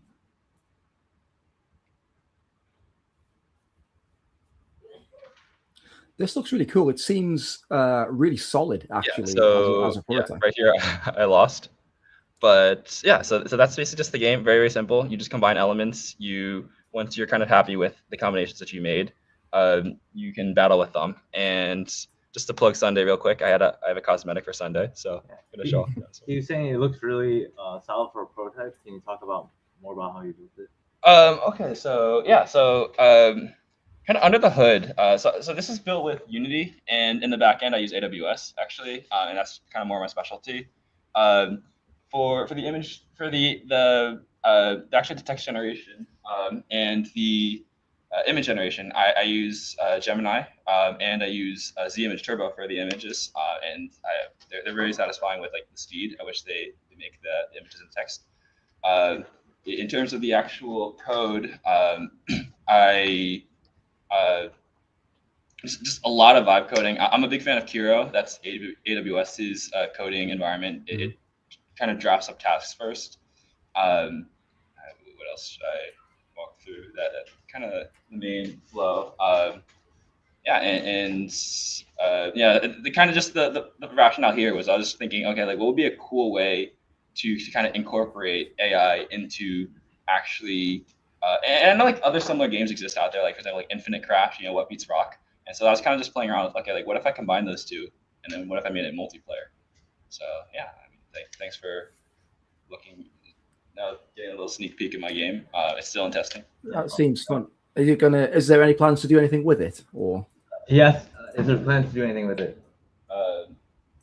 Before we head out. Sorry. Yes, I am going to release it very soon onto the App Store. So please play it when I release it. Yeah. Excellent. It's called Dino Duel. Okay. Can we get Frito Gas Buddy? Who have we got next? Who's next? So we have Frito coming up.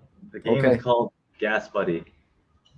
So we'll set up the camera. I think this time it's a mix of hardware and software. So. Oh wow, nice. I like hardware projects.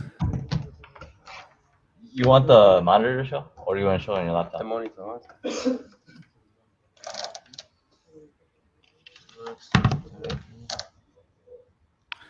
So while he's, are you ready? Maybe call out the next. Yeah. See? Yes. Is this good enough? There you go. Just the screen is the most important. Okay. Yeah, show the controller too. Yeah, I can. Yeah, it's visible. What is the thing in front of? Huh? What do you mean thing in front of? Oh, I moved it now. It was the laptop. Hey everybody. Hey. Frito. We developed Gas Station Simulator. It's like the ultimative dead game. It's supposed to be funny, and people should train to be very good at the gas station. The goal is to get exactly a number you have in your head. For example, 15. I want to pump exactly to 15. Then I do start pumping, and it's loading. Gallons. 15 seems very high, so now we need to take some time. Now I'm over. I'm at $20. So I lost. Hitting exactly is very hard. Nobody can now achieved it.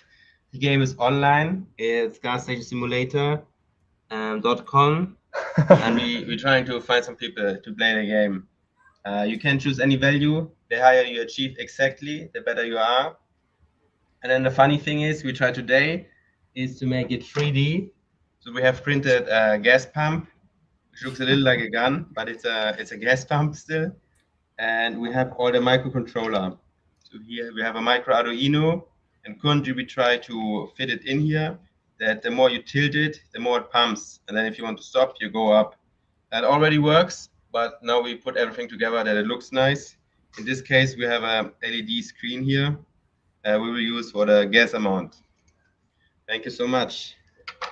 This game reminds me of those, you know, if you use Snapchat, you have those like lens games which are like impossible to win and they drive you crazy. This game reminds me of those like mini games from like Snapchat and other things where they're impossible to win.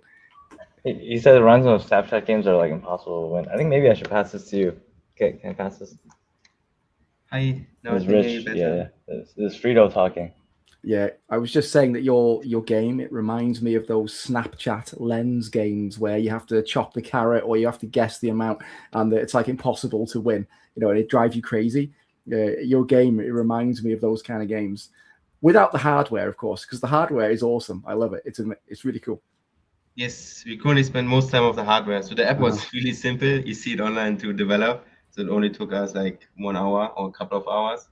And it's mostly, I'm a web developer, so this is only like web-based tool. We don't have a big game engine, but the big chunk of work is now the manual part, the hardware, where we spend most of the time. Yeah, I think this is one of those games that could go viral. Yes, because everyone just wants to share it and to try to win. Yeah. I like it. It's nice and simple. Actually, it's quite fun. Yeah. Yeah. Thank you so much for your feedback. No, you're welcome. Okay, awesome. Pick up the next. Who's the next? Ernest. You ready? Yeah. Okay. I think it's better if I just pass the headset. No, do the moderator. That's good. You can do the moderator. Yeah. Moderator? Yes. Oh, okay. You don't like taking the headset? What do you think, Rich? I think it's fast. I think I don't mind. It's up to you. If whoever's presenting wants to be able to wear the headset, just let them. And if not, then we'll just relay. It's fine. Don't worry. Oh, okay. Okay. All right. So this is Ernest. His game is called Rock Climbing Board Game. Yes. Rock Climbers. So I made a board game despite this being Sunday. So the goal of the game is to go up and grab as much gold as possible and come down, and the game ends when everyone, well, all the gold is collected. So each player takes a turn to move their little frog, 1 second, 2 seconds, or 3 seconds, and depending on that, they can move up, sideways, etc., and they have exactly that amount of time to move. These little arms are used to punch the other player. So if you fall, you lose all your gold at that time. And yeah, that is a gold game. Anyway. Oh, there we go. Have you managed to test it? Have you played through it a few times? How long does it take to finish one game on average? I have yet to test it. This literally finished printing about like, let's see, it's 2 o'clock, about 2 hours ago. I just glued everything together. So I'm going to guess it's going to take about 10 minutes to 20 minutes. I was supposed to print 4 of these, but I ran out of time. So 2 of these, and then the arms came off. So I nailed these on, and I'm like, hey, we can make them actually just straight up be punching each other.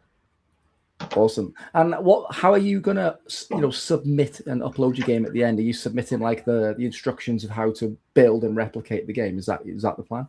I can do that. Yeah, I can make all the models open source. But more importantly, by the end, I'm just gonna make a really cool video and just show, hey, you can do this. This is what I made, and these little frogs look pretty adorable. Yeah. And by the way, it's always good to see some tabletop stuff being made. I'm already impressed with you guys over in Boston because you've already got a hardware project and a board game project, and a digital mobile game. That's like 3 totally different things straight away. It's like perfect. Thank you. So should I hand it off to the next person? Yeah, you done? All right. How many guys do you have at your site this year? We have 55 registrants. There's probably about 30 that came on the last day. Yeah. Oh, great stuff. And how many games have you? Do you think you'll have at the end? How many projects have you got on the go? Do you know? I'm not exactly sure. Maybe like 7 or 8. There's a lot of people who are really shy about it too, so we'll see. Yeah. I think like our club is like we use AI.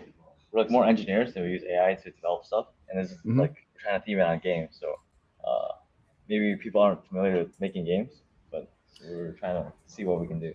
Well, that's fun though, because you just end up with some really cool sort of technical prototypes for trying out fun ideas and things, and that's cool, right? Yeah, for sure. All right, we try to get the next team set up. I'm gonna go help them. Hey, if you're gonna plug in, can you plug in the monitor? Yeah. I think we can show up. Yeah. Is it okay if we show the one we already built? Yeah.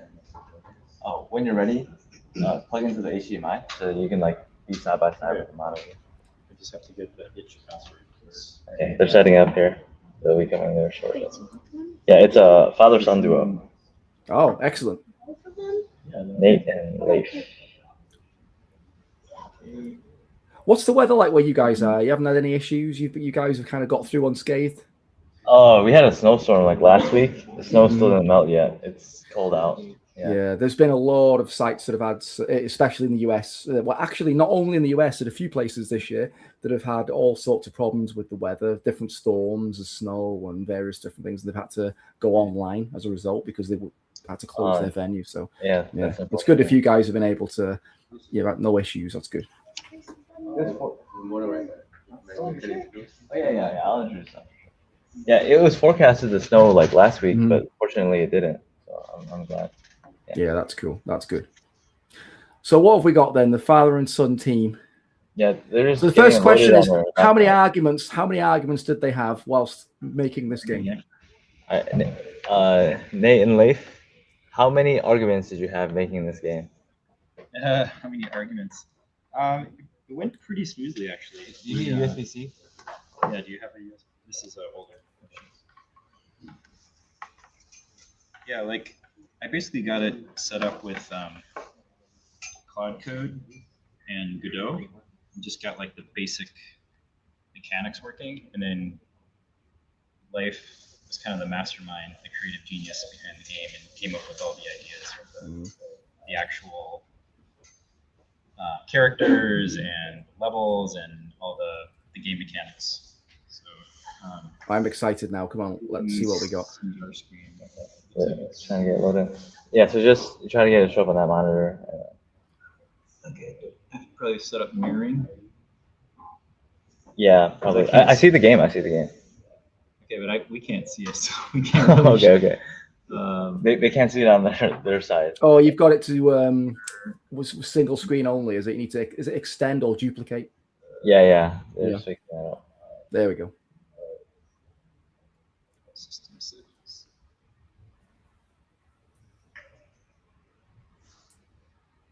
You see screen mirroring here. I would just search it. Displace. Mirror, you see mirror? Yeah, use as. Yeah. Here we go. Okay. Yeah, so this is the game that we built over Christmas break. It took about a week from start to finish. And Life here kind of came up with the lore, like basically the story behind the game. If the stream is blind, don't be confused.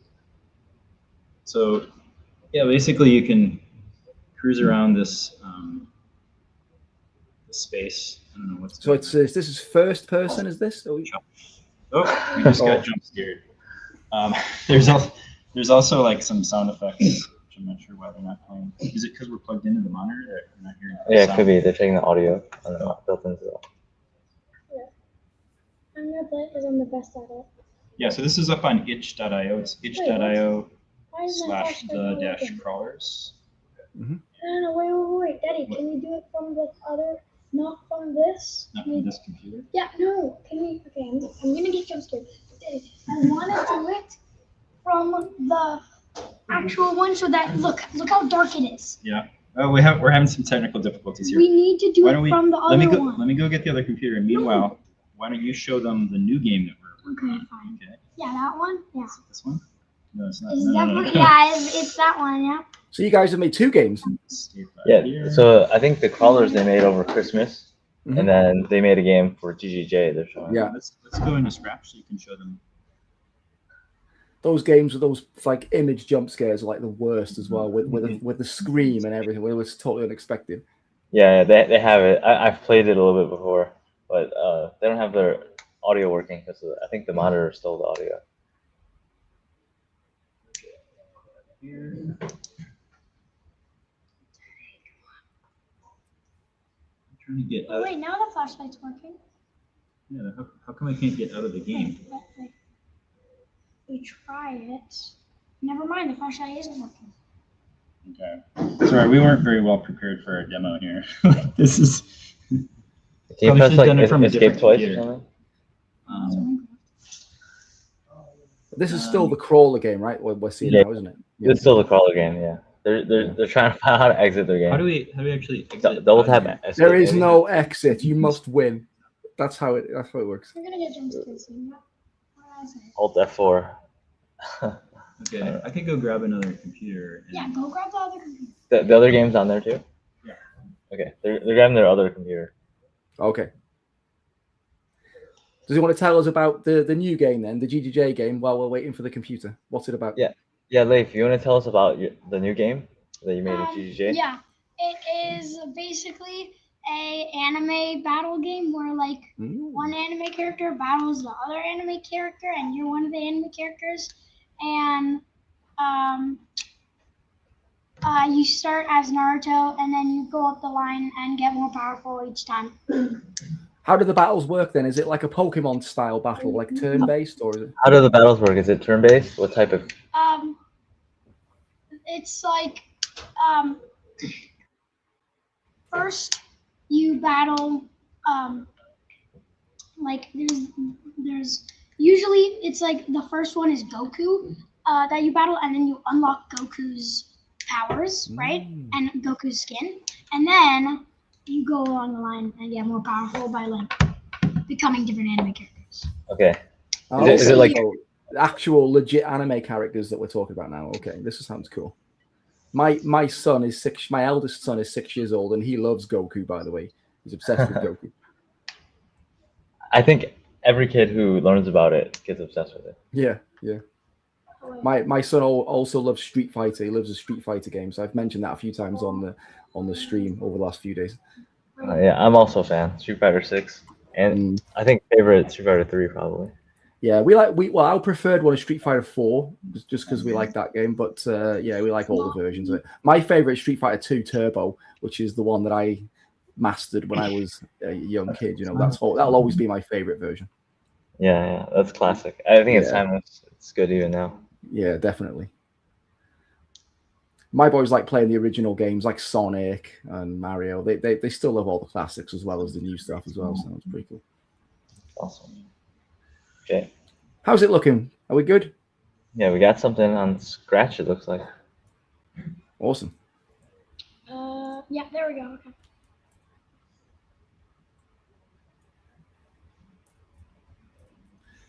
Could you shift your camera ever so slightly to the right? Because we're not quite. That's it. Perfect. Thank you.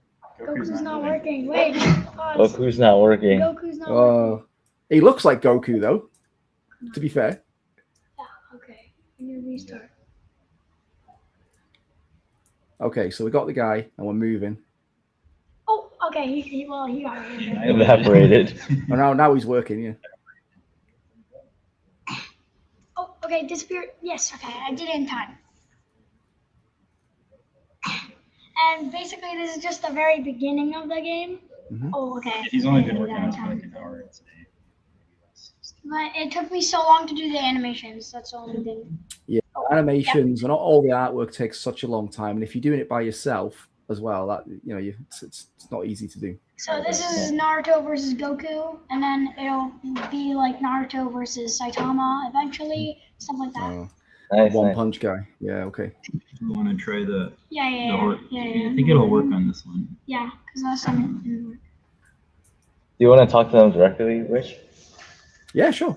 Yes, it's working. It's working. Go there. If you guys want to talk to Rich directly. All right. Okay. Okay. I think it's the other way. Yeah. Okay. Hey there, this is Nate. Oh, we can hear the sound now as well. This is good. Yeah, you can hear they had like kind of squeaky doors when you go into this closet. It's a hiding spot. That was actually one of the first things that we built was the Hiding spot. closet because there was no. That is George right there. Right there is George. Who's George? Okay, grab the key. George is the zombie that's on the first floor when you first see him Right. across. He's kind of flickering right now. For a zombie, it's a very non-threatening name, I have to say. The escape room. It's a very friendly name for a zombie. Yeah, there's a whole lore. There's just some lore behind this game. It's like Oh yeah, I haven't found it. it's basically like a family that the doctor was doing like experiments on them, and Scientists. Yeah. they all kind of haunted this house, and you're supposed to basically collect all the keys to escape the And house. you need to collect lore. And there's you probably notice there's like a flashlight, and so you have to go get batteries to. Oh, okay. Yeah. It's one of those games, is it? Where you have to get the batteries as well. Okay. So here and you then just get jump picked up- scared.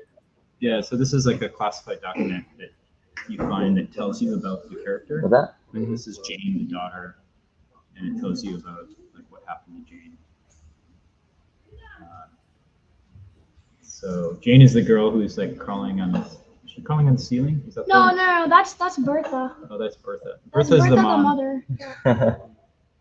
And then if you go up here, and then this is the upstairs. That is Jane. There is Jane. So let Jane jump scare you, so they can see what she looks not like. Yet, not yet. First, I'm gonna go around. I'm gonna lure her over here and then grab the piece of evidence. Okay, there we go. And then grab this. There we go. George the butler. Yeah, this is George. No, George is not the father. He's the butler. So that's George. Oh my. Okay. Oh, the door is glitched out apparently. What was that just fell? Was that That was blood? blood from the ceiling, I think. But basically, stuff that happens is like I'm gonna turn the volume down because it's very loud when Oh, you get there's jump scared. Bertha. Oh, get jump scared by Bertha. Yeah, nice. Um, Do you have to like and find you get keys to jump open scared doors by- and things to access Yeah. new spaces? Well, you just have to collect a certain number of keys, and then you can leave the house. You know, Oh, Yeah. okay. Right. There are like a and you're ton of basically lore. trapped inside. It's like an escape game. And then wait. I Yeah. want to show him the basement with Frank Yeah, Frank is down in the basement with the furnace. right here. That is Oh, Frank. there's even like a Yeah, wine that's cellar. Frank. No. It's called a dungeon. That's Frank. You go over here. There's another battery. There's a few keys. Yeah, well, go down into the dungeon area. Wait. The dungeon is kind of creepy. I think all the self-respecting zombies keep their wine in This the is dungeon, right? Yeah, this is like This the torture is chamber. this There's is the guy that they kept there, and then Oh. you can read his piece of doc. This is the prisoner right here. Does the prisoner not have a name? George is like the. Does the butler. prisoner have a name? Nah, I don't think. He's I don't, unnamed. He's an anonymous prisoner. Yeah. Oh, prisoner X. Nobody Okay, knows okay. his name. That would be a violation. And then you can. Yeah, so free if you him. hit E on the keyboard, then you free the prisoner. Apparently now he's free to go. You can get out. Mrs. Frank is still coming after me. This is the basement right here. You can go up the stairs. As you can see, there are keys everywhere. These are keys. And How many that keys? right there How many is keys are battery. there? How many keys? Like 20 something? No, there's 15 keys in the house, and you need 10. You can see in the upper right hand corner it has a It log has, of how yeah. many keys we've collected. So there's Five currently out we've of collected 10 5 of keys. 10 keys. And I have 4 lore out of 4. I just How long need you can 5 more keys, and then I can leave. Yeah. So hopefully I'll be able to do that. I don't want him to jump scare me while I'm on the stairs, because that would be awkward. Yeah, come over here. Yeah, so all of the zombies are designed They're to called just. crawlers, Daddy. Okay. The crawlers Crawler are designed to go, like, come after you, but when we first built the game, they could go through walls and stuff. Yeah, it's so so funny. we had to add some mechanics And, to make them go around the walls. If you're in the closet, they can't chase you. You can literally just go in, and they don't even know where you are. Yeah, you need to, like, arrest. And you need to hide from them. Okay, I need. Oh, he's right there. I need like. Oh, also the more batteries you get, the faster they get.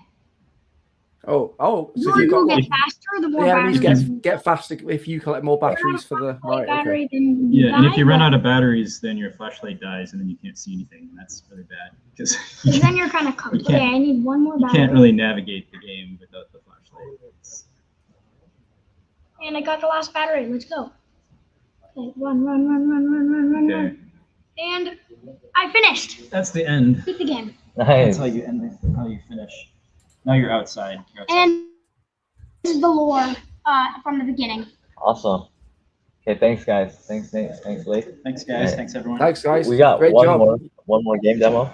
Yeah. John coming up. Just a couple minutes, John. You guys have got a really good range of games. I like it. Father and son teams, hardware games, board games. That's awesome. Yeah. And, Winning points for variety, definitely. yeah, part of our things, like, we just put all these different ideas on before we started, and then people just, I don't know, found something they like. This is like a more serious type. Serious, as in a serious game, like a real world application game, or you mean? Oh no, I mean like it follows more normal game frameworks. Oh, okay. Okay.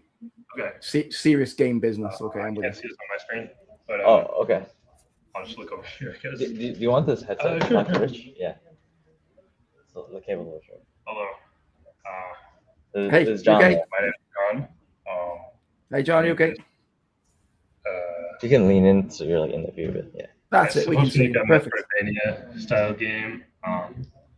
So it's really simple. Right now, I got these little wizard guys. I'm gonna fly with them right now. And there's some enemies here. There's like ghouls that run at you. Then we go over here, fight that enemy. And then over here, this is a placeholder asset, obviously, but this is a double jump power up. I'm gonna grab that. I can go back.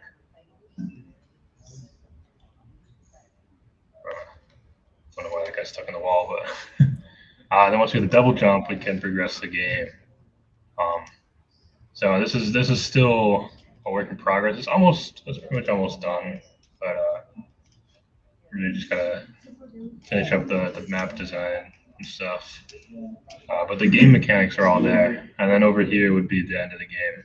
But there's no there'll be like a you win screen or something. I don't know. That's the whole demo right now.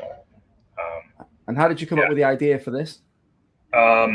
So I've been playing a lot of Metroid and Castlevania games lately, so I thought building something like that would be cool. And the power up is supposed to be a mask, so I guess my idea behind it is with the mask theme, you get different masks with different power ups. Really, I only have time to make like one power up, but yeah, that's just what I came up with. It's given me some really classic 8-bit era vibes is what it's given me.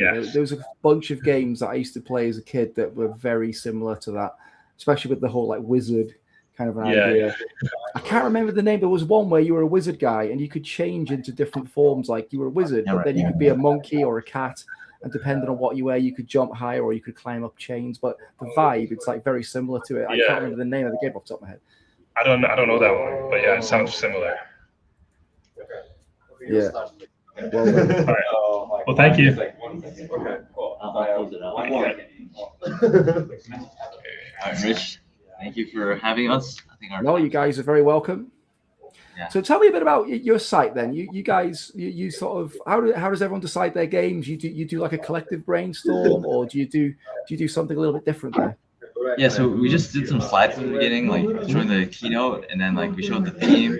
But we're like, the theme is optional. The most important thing is like you're interested enough to just keep going and build it. I think I maybe misled them a little bit too far away from the theming, but yeah, everyone just like put their ideas up, and then they just like fun things. Yeah, well, you know, every one thing I love about the Jam, right, is that every site has its own like story and its own way of doing it, and everyone is always like super enthusiastic, putting in maximum amounts of effort. And regardless of the theme or not, I really like the fact that you got guys who are experimenting with different tools and technologies, especially like the hardware project, and they're all like really fun ideas and stuff, and people are learning. And it's great that there's the youngsters involved as well, and that's it's awesome. It's really cool. It's really cool. Yeah, thanks for like hosting it and like getting us involved. I think for sure we're gonna do this next year, and yeah, it was awesome. Yeah, are you guys going to do like a presentation? What's your plan for the rest of the day? Do you do like a demo where everyone can play the games? And Yeah. So usually we demo at 8 p.m. actually. We're like Sunday Club goes every Sunday to like build things, 10 a.m. to 10 p.m. and like 8 p.m. are demos. I think GGJ submissions are due at 5, so we'll try to get them in at 5. But yeah, we plan to demos on that too. Yeah, it's not the end of the world if there's a little bit of an overrun. You know, if you're a bit late, it's not, you know, a few minutes here and there is totally fine. So it's not the end of the world. But yeah, well done on getting everything together and having such a wide range of games. That's really cool. How many years have you been at Global Game Jam, by the way? Is this your first? It's my first, but there's actually 3 organizers here. There's another Jordan that he's been to the last one. That was his first one. So this is my first one. His second. Awesome. How you found it overall then? Would you say GGJ is different to other types of jams, for example, or how have you found it? I guess we don't really host game jams. We host like hacks, which are like kind of like more technical focus rather than game specific. Yeah. But a lot of the things that we stand for as like our club, like use tooling, hack things together, make it work, like make a prototype. It kind of is like the jam essentially, just like the theme. So we thought like it was a good collaboration we could do here. Like, kind of we have the same mission. Yeah. And games are always fun, right? It's just something you can just try something a bit crazy and just go nuts with it and see if you can get it working. So yeah, that's really cool. So we know where to go now then. So if people are watching the stream and they need some tech demos and they need some prototypes made, they know where to go now then, don't they? Yeah. Just come to Sunday Club. We meet every Sunday. If you go to sundayclub.com, Oh wait, Sunday.club/events. You can see our calendar. Yeah, if you're in the Boston area. Oh, you heard it here, folks. That's where you need to go. You want some tech, you want some prototypes making, then this is the place to go. Definitely, I would say. Awesome, guys. Well done. I'm really impressed with everything that I've seen. And good luck with the rest of the jam. I hope it goes well for you, and we'll see you again next year, I hope. Yeah. All right. Thanks, Rich. See you guys. Thanks, guys. Great to meet you.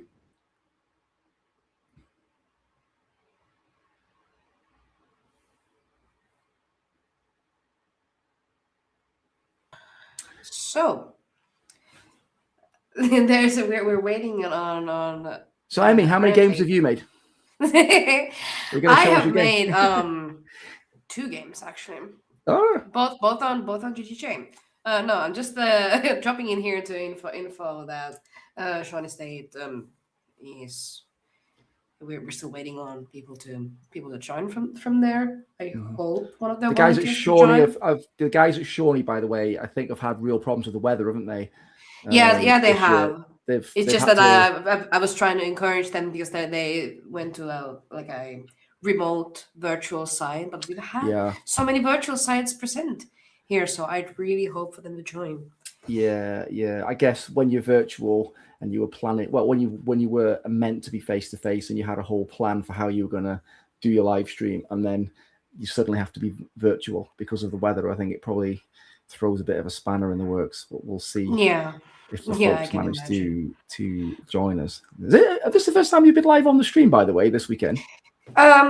This weekend, yes, actually. I was in the. I popped briefly during when we had the GGJ Next Gen. So folks, this is Emmy. Hi. Emmy makes the magic happen. She's the person responsible for running all these different shows and all the webinars that we do at GGJ. We couldn't do anything without Emmy. She's the absolute superstar. So it's cool. Thank you. I'm You're trying welcome. to keep things going smoothly and. Yeah. What you guys don't see is when we're doing all this stuff, she and I are like typing feverishly in the background, going, something's happened. Oh no, yeah. Or either everything's great, or we're trying to wake that- ourselves up at like 4 o'clock in the morning or whatever it is because it's like time for another webinar. True, but like I said, it was worth it. Absolutely. Yeah. Oh, definitely. Yeah. So, do we have any word from them, Shawnee? We're still waiting. I just reached him out on Discord, the site organizer, and he is currently typing in. So depending on his answer, we might be going on for an intermission sort of thing and figure out who's going to be here.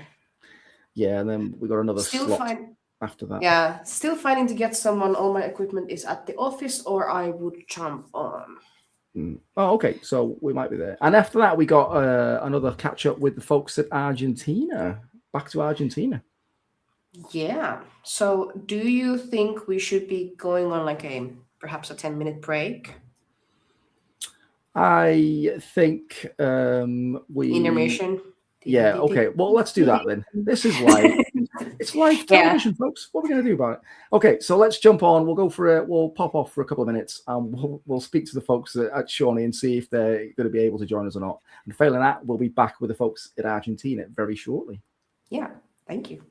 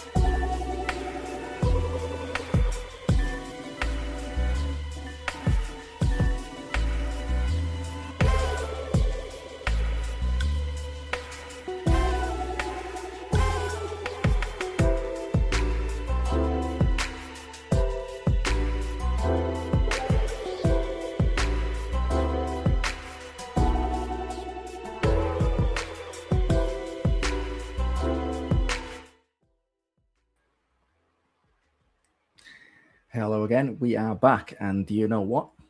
This will be the final visit of our Global Game Jam 2026 official live stream marathon. So I'm a little bit sad. But actually, I'm also super happy because you know where we're going? We're going back to Argentina, baby. Oh, yes. Now, Argentina, by the way, I want to give you guys, all the folks in that part of the world, a massive, huge thank you and a shout out because we've had, I think, 5, 6, or 7 different sites from Argentina on our live stream this year, and you guys have been doing a phenomenal job.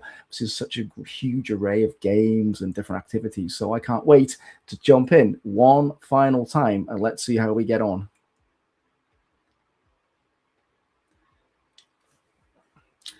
Hey guys. Hello. Hello. Hey. Hello to Posadas. Bueno. How are you guys? All good. Can you hear me okay? We are. Yes. Yes, we hear. Okay, excellent, excellent. Well, thank you guys. We've saved the best place for last. We've been waiting all day to come and see you guys. So, do you want to tell us all about your jam and what kind of things you've been up to? That's great. That's great. Here in Posadas is very hot. It's a lot of, yeah. How much degree we have here? 40. Yes, 36, did you say? 36 or 40? Say yes. Whoa. Between, right now. between. Okay. Let me tell you right now. I'm in North Wales, in Gales, in the UK. And I'll tell you right now, my temperature is 6. No, very cold and dark and wet and horrible. So now I'm jealous. Now I want to see the sun. Okay. We want to do the presentation in Spanish because we have a lot of gamers here. Raise your hands. Hey guys. Y para la gente que está en el chat, muchas gracias por presenciar esta presentación. Somos la Universidad Católica de Santa Fe. Nos ubicamos en la sede Posadas. We are in Posada City and we are a university. Sin más que decir, demos inicio a las presentaciones.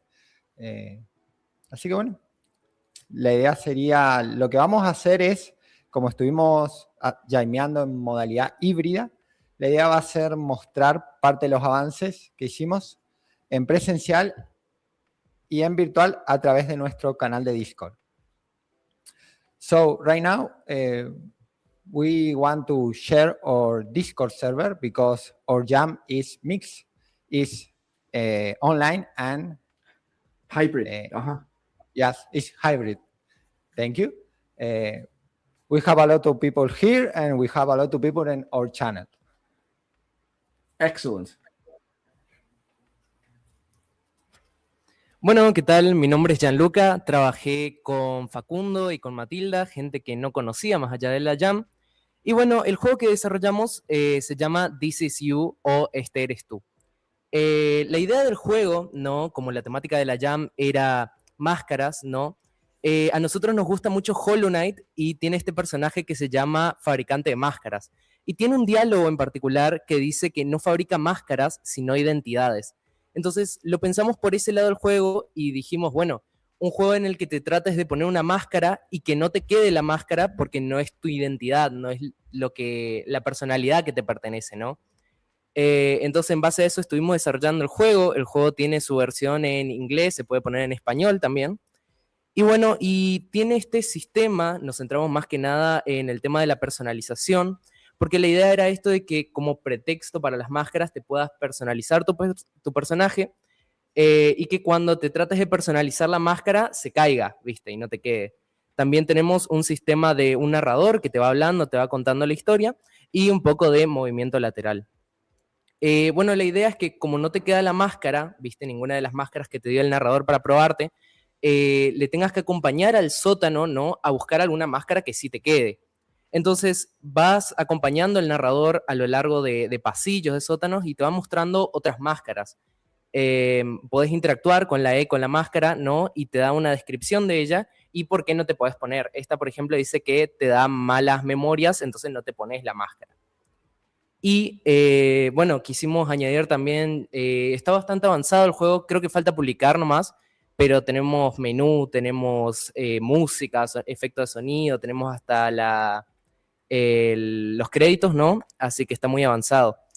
Y acá hay un footage, un video del sistema de personalización final de la máscara, que la idea era esta, ¿no? Poder personalizar tu máscara y decir, este soy yo, ¿no? Y acá podemos ver que se ve la ropa que te pones, ¿no? Y la máscara que diseñaste vos. Entonces esa era un poco la idea del juego y bueno, al final del juego le damos este Polaroid con su personaje también al jugador para que pueda llevárselo y tener esa sensación gratificante. Pero bueno, particularmente fue esa la idea. Como pudieron ver, hicimos pixel art con estilos fríos para infundir esta sensación de misterio, ¿no? Y está bastante basado el sistema de personalización, particularmente lo pensamos como el de Terraria. No se parece mucho, pero a lo mejor por los colores y era como nuestra inspiración. Y el diseño sí está basado en Undertale. Pero bueno, eso particularmente. Algo de gameplay, puedo ejecutar el juego. Estaba tratando de exportar.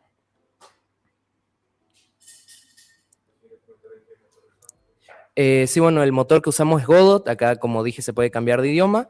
Tiene música inclusive. Y bueno, y empezás a jugar y apareces en este escenario.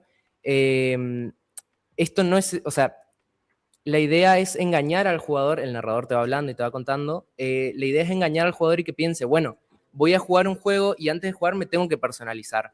Pero lo que tiene este juego es que nunca llegás a terminar de personalizarte, ¿viste? Porque tenés que hacer esta búsqueda de la máscara, ¿no? Entonces es como una trampa para el jugador, si se quiere. Acá vas seleccionando tu ropa, puedes elegir cualquiera de estas y cuando le das OK, bueno, acá te dice, te va advirtiendo, ¿no? Que si apretás el OK es permanente. Y bueno, y te puedes ir personalizando.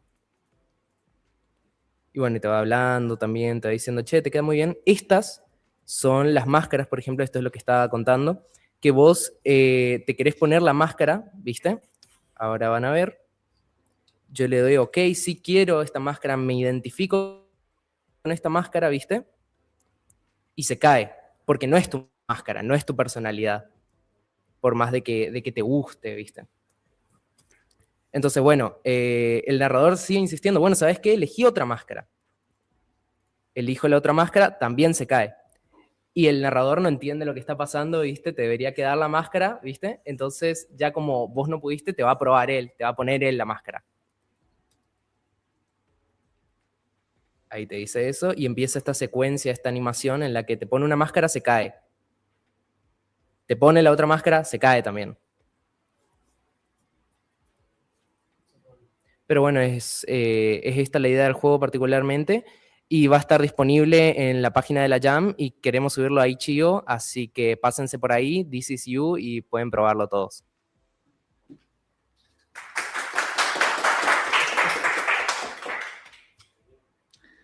I love the art style of that game. It's very cute and unique, and I think it would run very well on a lot of different platforms of games. It's very nice. It's a really cool game. I love it. Dice que le encantó el arte y que espera que puedas crear más juegos en ese estilo. Tenemos una excelente artista. Tenemos una excelente artista, sí. Bien. ¿Vale?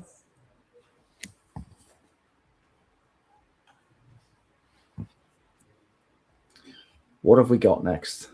I'm excited. Ahora seguimos con otro equipo. ¿Cuál? Sí.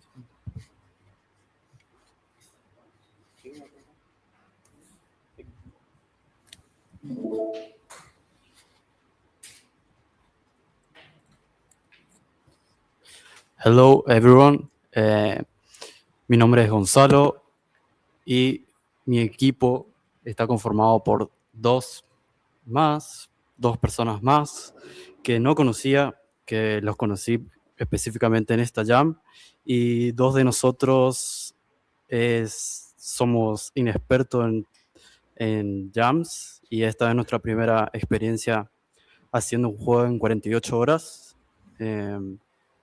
Básicamente hicimos un juego 2D de terror, estilo con mecánicas por en click, y donde está ambientado en un retiro de ayahuasca, que es un ritual común en Sudamérica, y específicamente nos enfocamos en hacer lo máximo posible a la selva misionera con los sonidos y el estilo visual. Voy a mostrar un poco del Figma que se está viendo ahí, donde ahí subimos todo lo que se nos ocurría. Ahí también hay partes del diálogo, de la narrativa, y se ve todo el proceso creativo. Ahí están los primeros bocetos que hizo el artista, mi compañero, y básicamente ahí pueden ver todo. Sí, también estaría bueno mostrar nuestro chat de Discord grupal, que ahí también subimos, ¿no? Ok, bueno, acá no quiere mi compañero. Y ahora vamos a pasar a mi compañero, le voy a pasar a Iván, él es el encargado del modelado 3D y el arte básicamente. Hola, buenas a todos los de la Game Jam. Yo soy el artista, me llamo Iván. Yo me encargué de los modelos del enemigo, como ven acá, el arma en pena, y también algunos props que fueron insertados en el videojuego. Tengo que aclarar que muchas de estas imágenes que están viendo son imágenes renderizadas, son 2D, que fueron llevadas al videojuego, en base a nuestro programador. Nuestro programador llevó estas imágenes, las programó para que nuestro videojuego sea completamente jugable y bueno, también ocupe menos espacio, así que lo que están viendo son las PNG 2D en base a modelos que yo mismo creé en Blender. Voy a pasársela a mi compañero. Ahora el programador va a mostrar el gameplay. Ahí se da una inserción a la narrativa.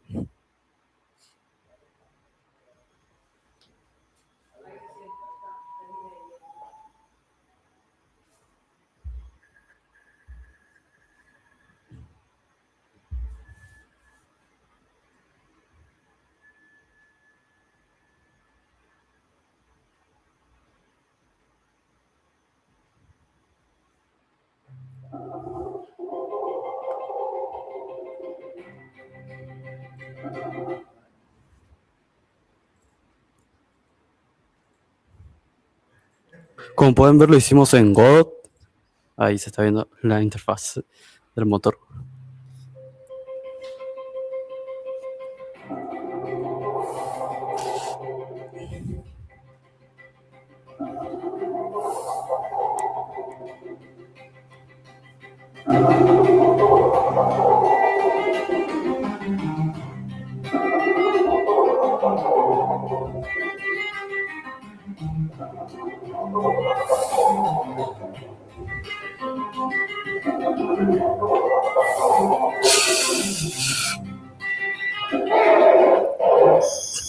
Bueno, perdimos. Y eso sería básicamente el juego. Tenés que ponerte la máscara para defenderte del bicho y mantener el clip para matarlo, básicamente. Eso sería todo nuestro juego. Y gracias. Muchas gracias. Muy bien, muy bien. This game has a lot of style. I really like it, by the way. Great character and very good atmosphere. Thank you, thank you. Vamos a ver. ¿Alguno virtual? Matías. No. Ok. Bueno. Voy a continuar. con My Team.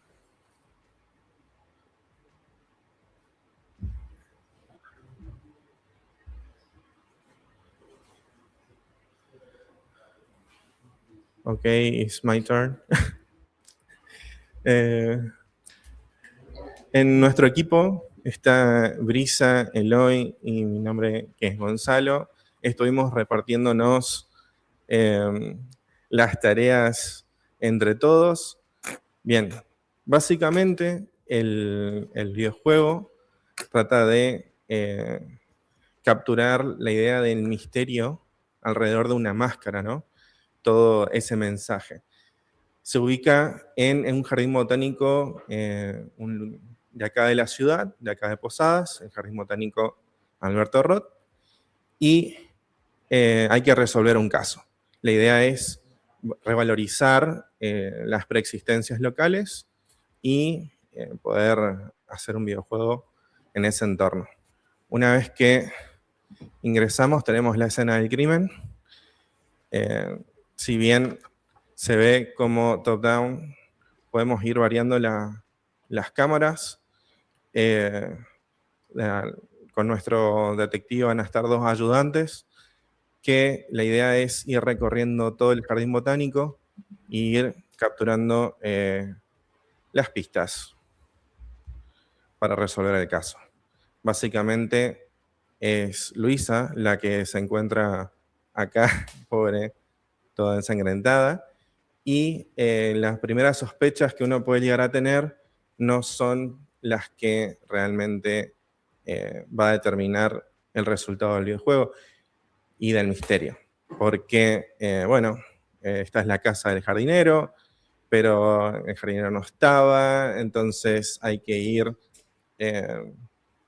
buscando en diferentes puntos de interés mientras conocemos un poco del parque, ¿no?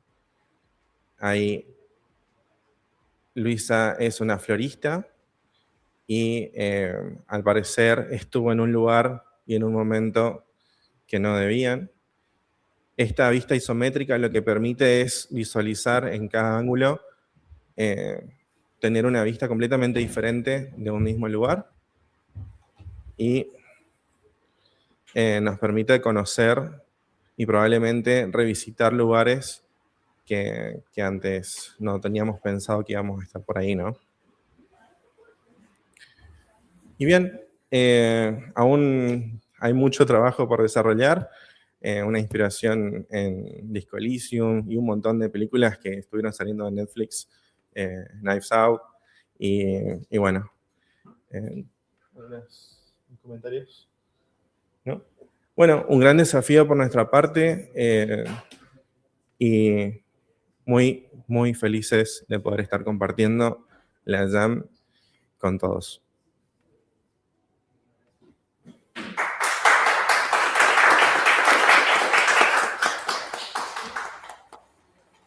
All these games are giving me a phobia of being lost in the jungle with scary things happening.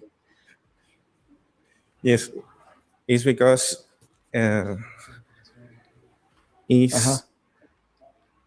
our environment. You guys are all literally lost in the jungle. That's what you're saying. Yes.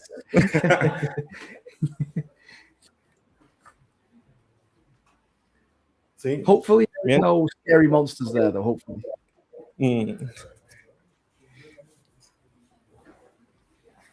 Bien, uno más. One more.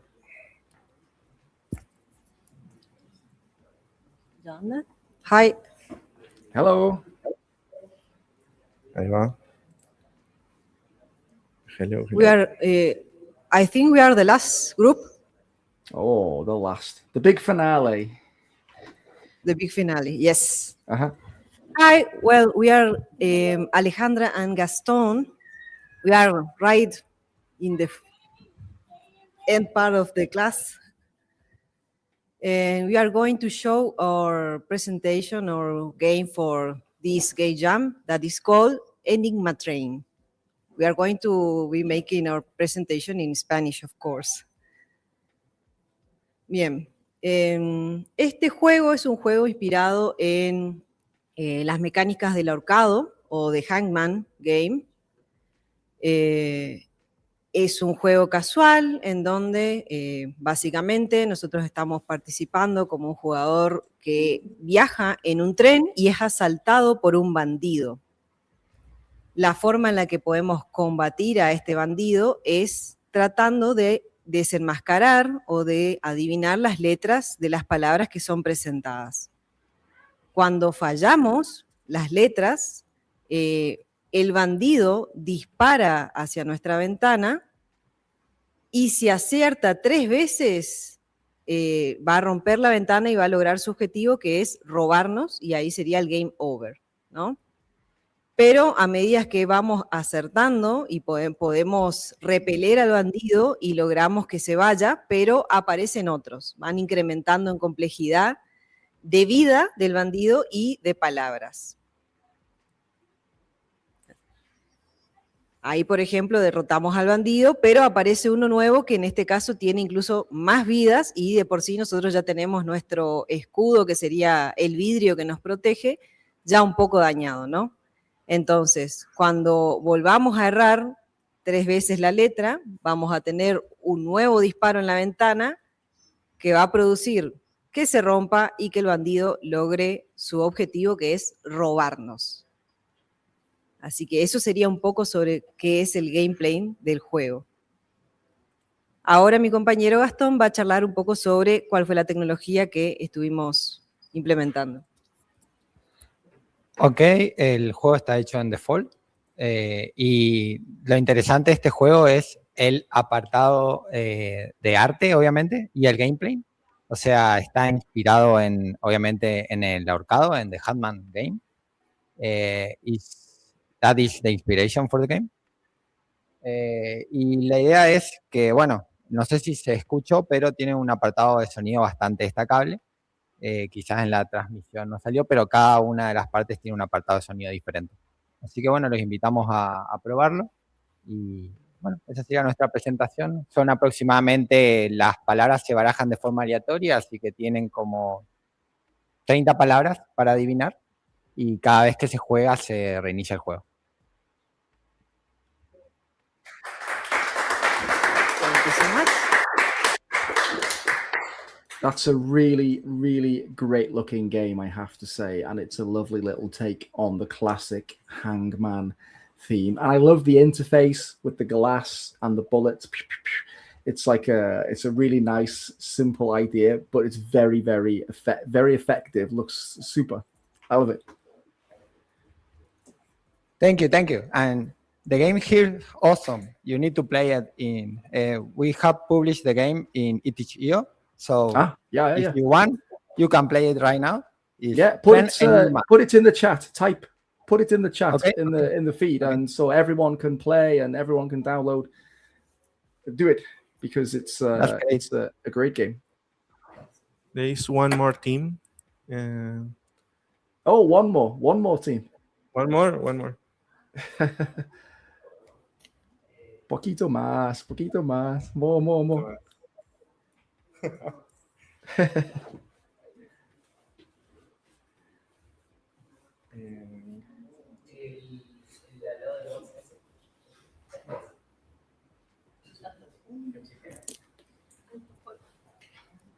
Bueno, hola a todos.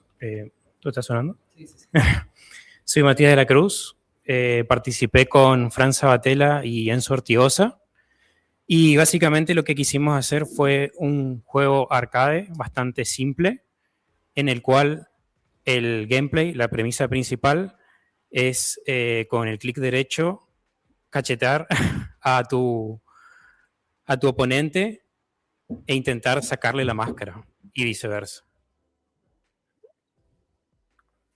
¿Y cómo se hace esto? Bueno, tenemos una barrita a la derecha en el cual el color del centro del medio es un crítico, entonces se le saca más vida, y el amarillo sería un golpe normal, y si llegas a no atinarle, a marcar el negro, básicamente el enemigo esquiva el ataque. Bueno, ahí estoy perdiendo bastante feo. No llego a ver bien la barra. Pero bueno, básicamente llegamos a hacer un nivel y nuestra dificultad, nuestro desafío esta vez fue hacer en God, que fue un motor que no conocíamos. Así que bueno, fue interesante la experiencia. A ver si logro ganarle. Ahí está.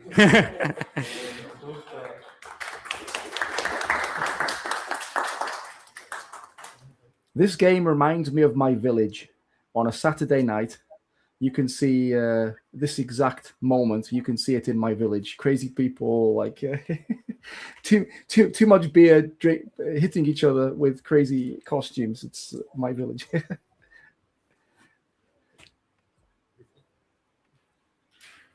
So this is it. These are our games for this Global Game Jam. So we are very happy to be here and share our games. I don't know si alguien quiere decir algo más.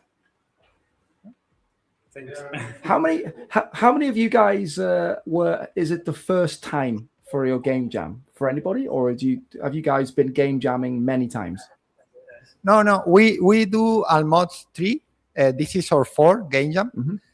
Here we have the bachelor degree on computer development.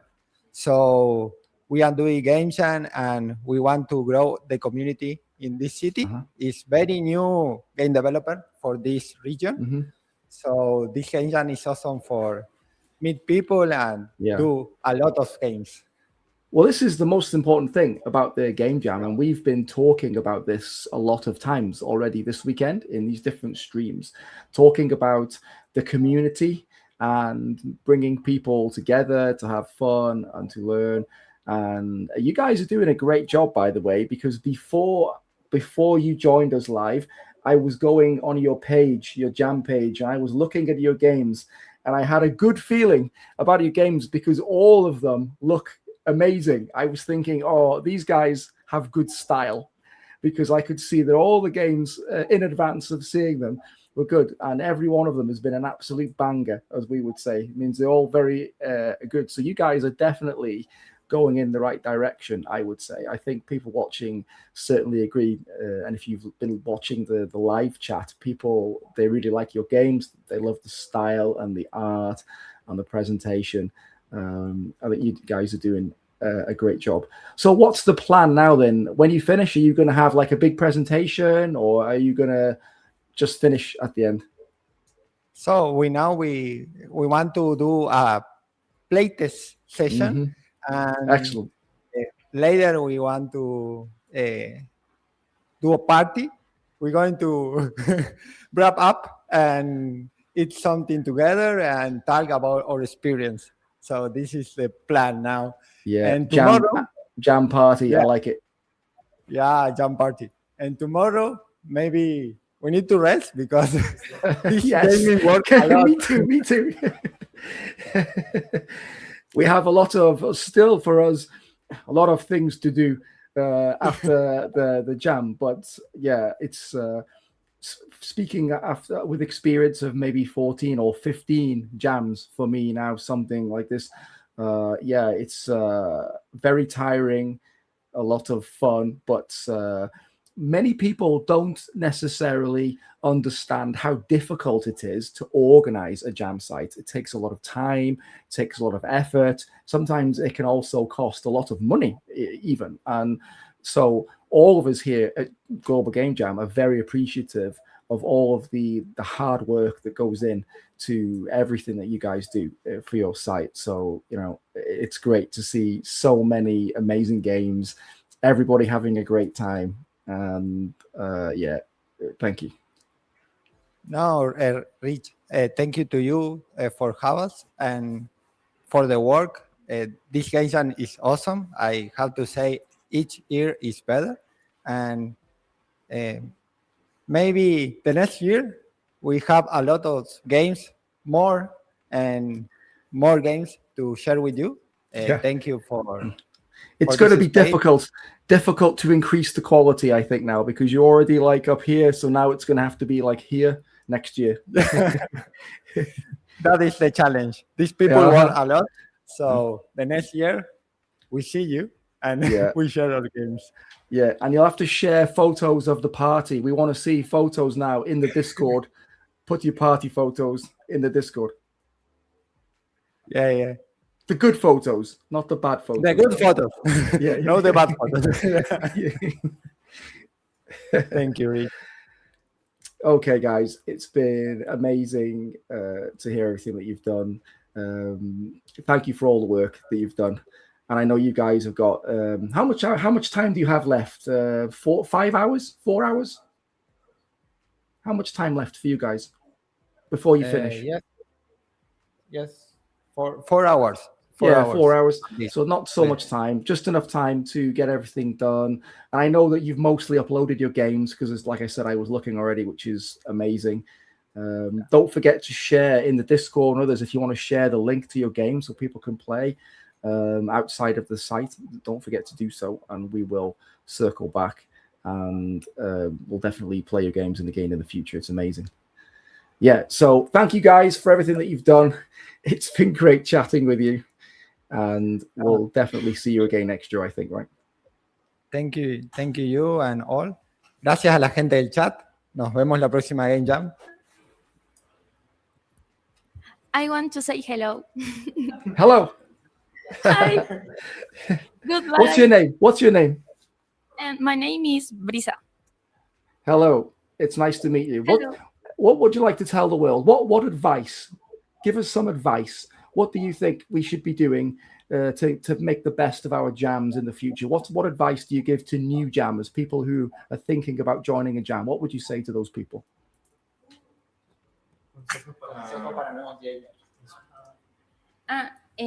Bueno, más que nada el tiempo, nada es fácil, así que por más que sea pequeñita, justamente lo que vean pequeño es lo primero que tienen que empezar porque es lo que se hace más enorme en el camino. Entonces, nada, primero empiecen... Manejar el tiempo, lo importante. El tiempo es lo primordial. Manage the time, for sure. Time, yes. Yo entiendo. I understand everything you're saying.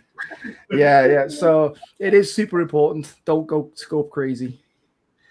Keep the time. Eat something, sleep, do all the things that you need to do, and have a big party at the end.